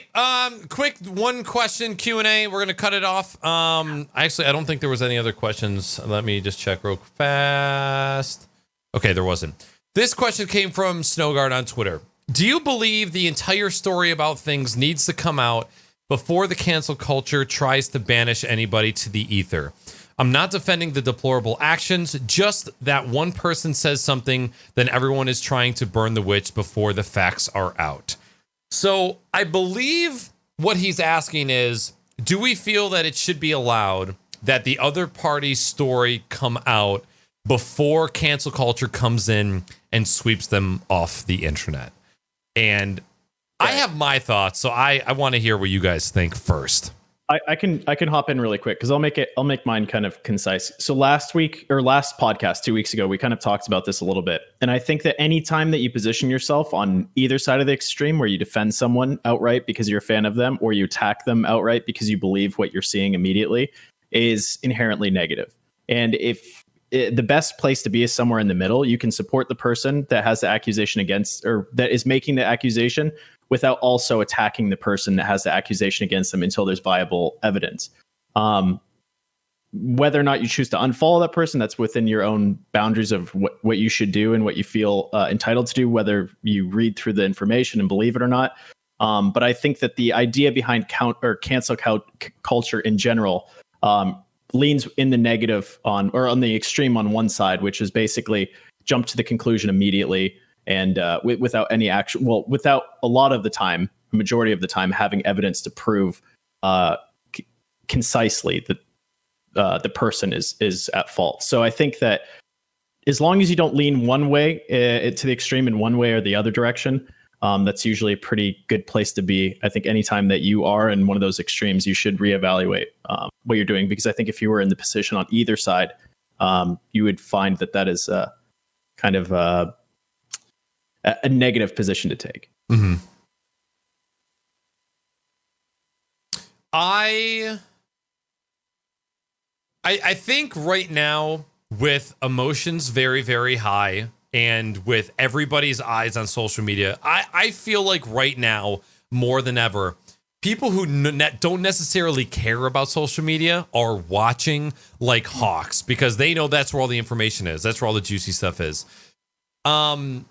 I feel like what most people see as getting canceled or cancel culture, all of these people, like when you see like some big streamer or some big content creator is outed, and then you see all of the hate underneath, a lot of the people who are canceling you are people that probably were never going to watch you in the first place. Like you're seeing all of the emotion in the reaction right now because everybody's jumping to conclusions and everybody's jumping on trains.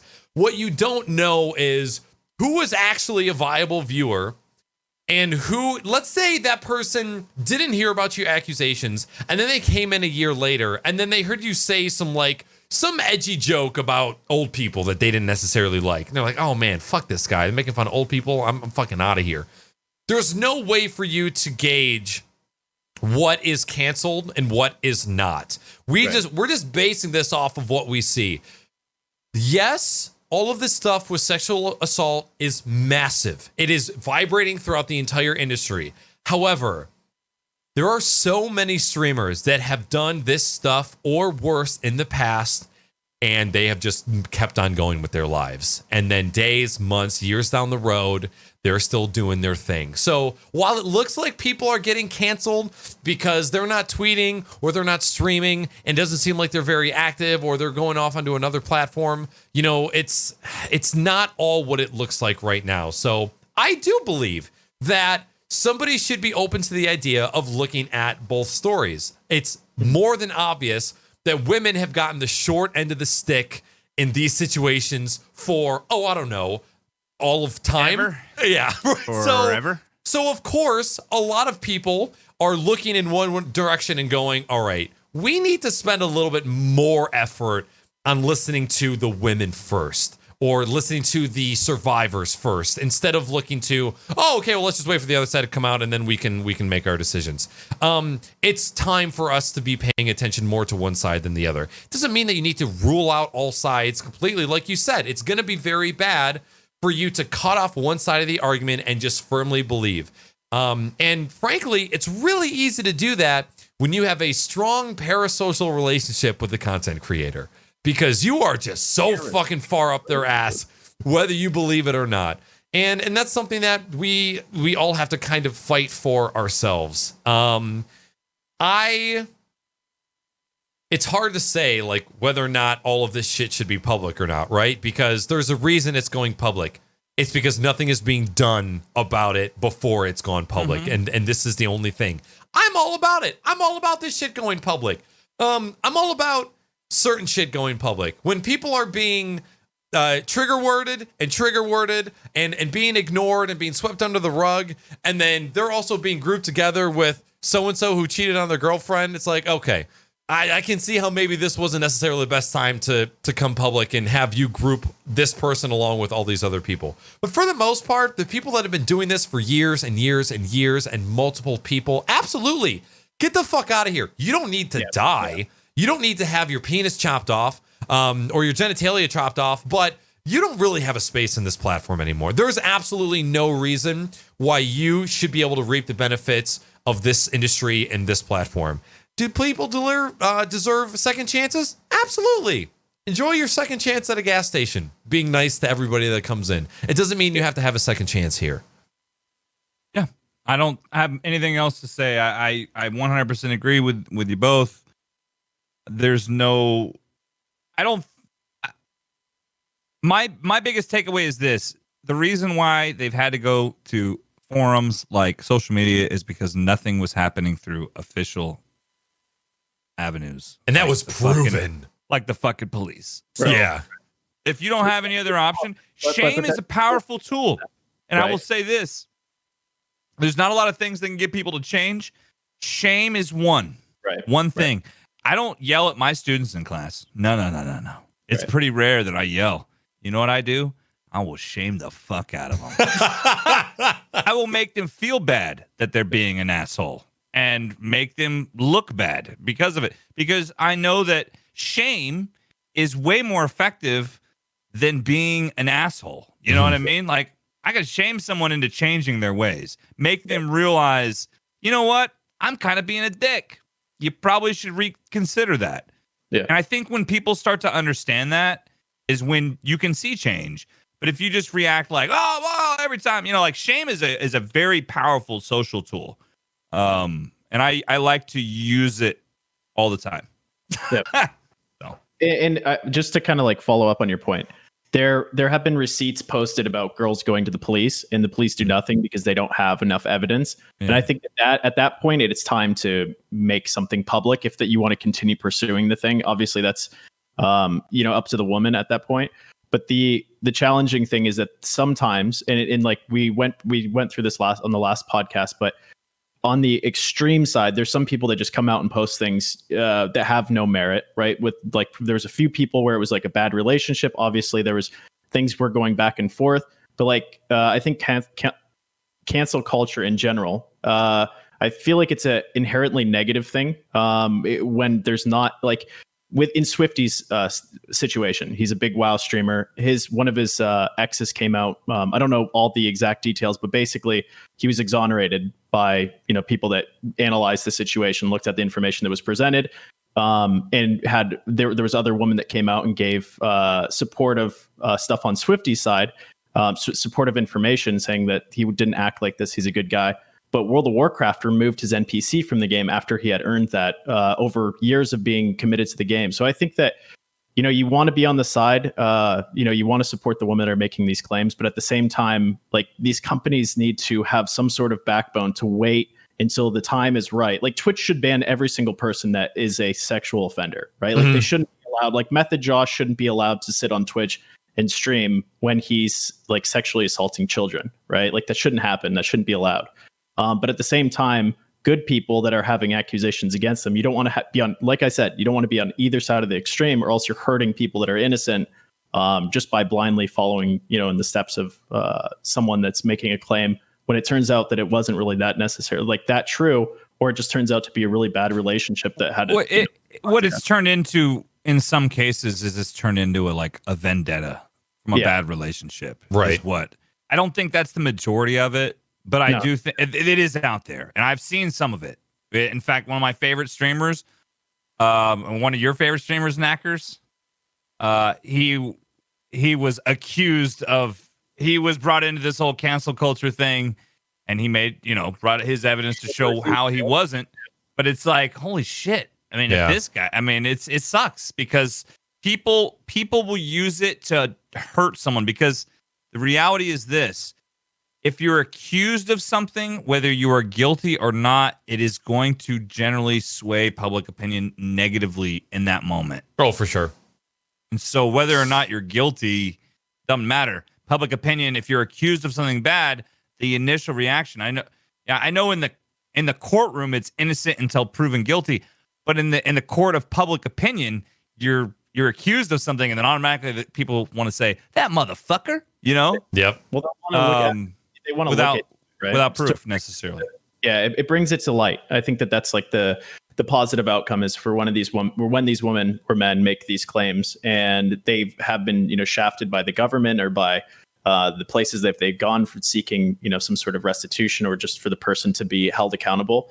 There's no other option. So I totally understand that. It's just tough because it's like the cancel culture. Jesus, I can't say that. The cancel culture that we've all seen is on, sometimes it's positive, sometimes it's extremely negative. And it's just like, as long as you're not too hard on the extreme either way, I think you're in a safe spot. But at the same time, like, if someone makes a claim against a streamer that I like, it's going to change the way that I feel about him. And that's for fair. Sure. That's exactly how that should happen.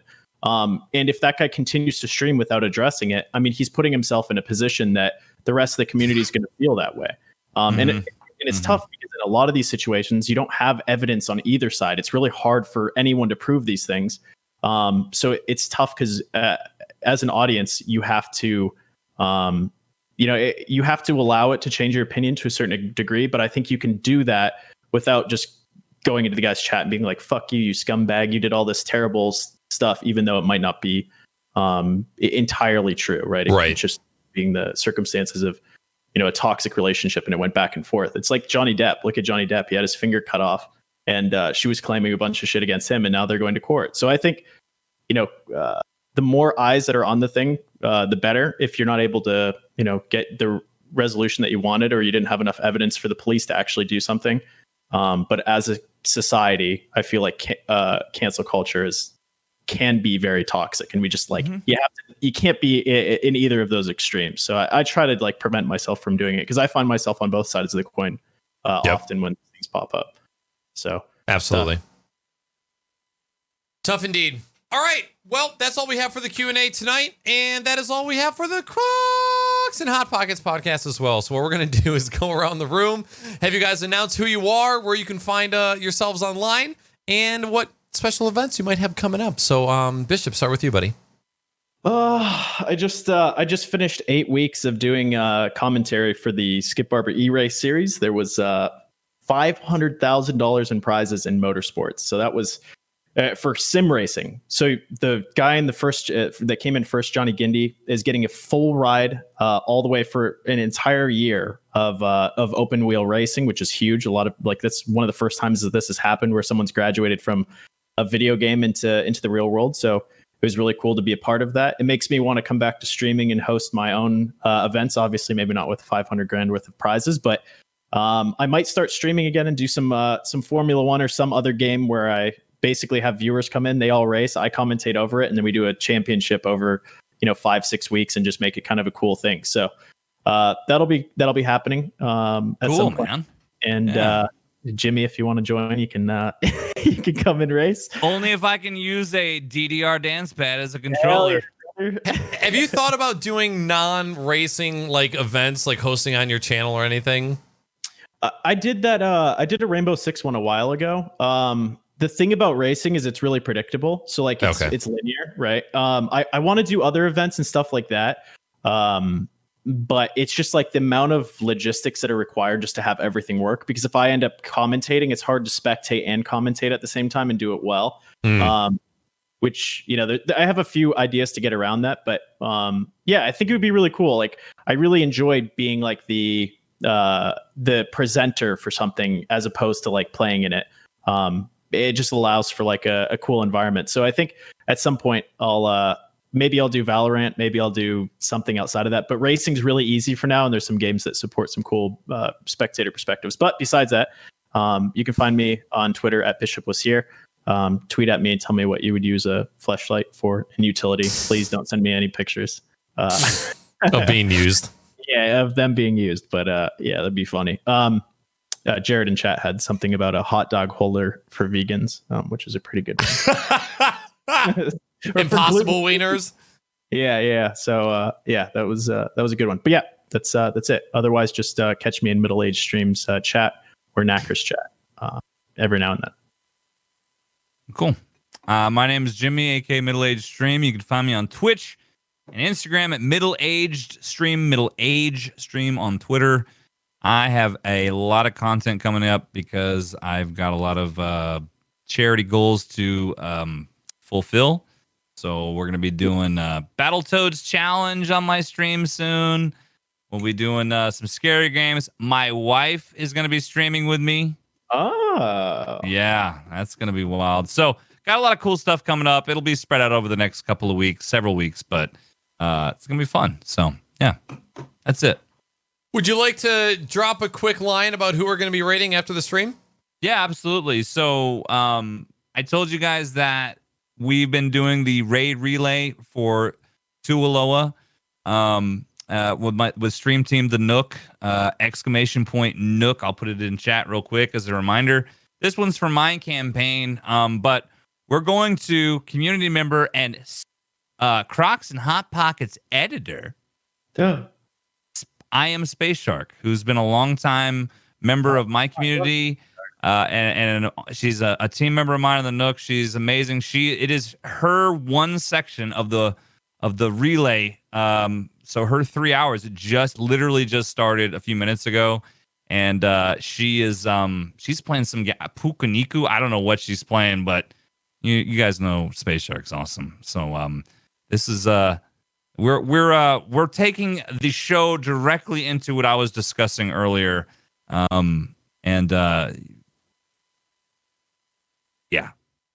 Raid with us in the name of charity. Yes. I love Space Shark. She's amazing. She's awesome. Nicest people on Twitch. All right, my name is Knackers. You guys can find me on this very Twitch channel or at Instagram and the Twitters, Knackers with 3 A's. Coming up, we are going to be playing Soma, Far Cry 4, and of course, we'll be doing some more podcasting on the weekends as usual. Thank you oh so very much for hanging out with us during this episode of the podcast. We very much appreciate your eyes and ears. And for those of you that are listening in the future, go fuck yourself, donate to charity, okay? We love you. Thank you guys so much for checking us out. We hope you have a great rest of your week, and we will see you very soon. Remember, stick around for the raid, okay? We're going to raid somebody. Be nice. Spam some emotes, and if you got some extra cash, maybe throw a little something their way. But yeah, you guys all have a great night. Thank you so much. We'll see you later. Goodbye. It's fucked it up. What do you know? What is his fucking mic cut out? Damn. All right. Bye, guys. Bye.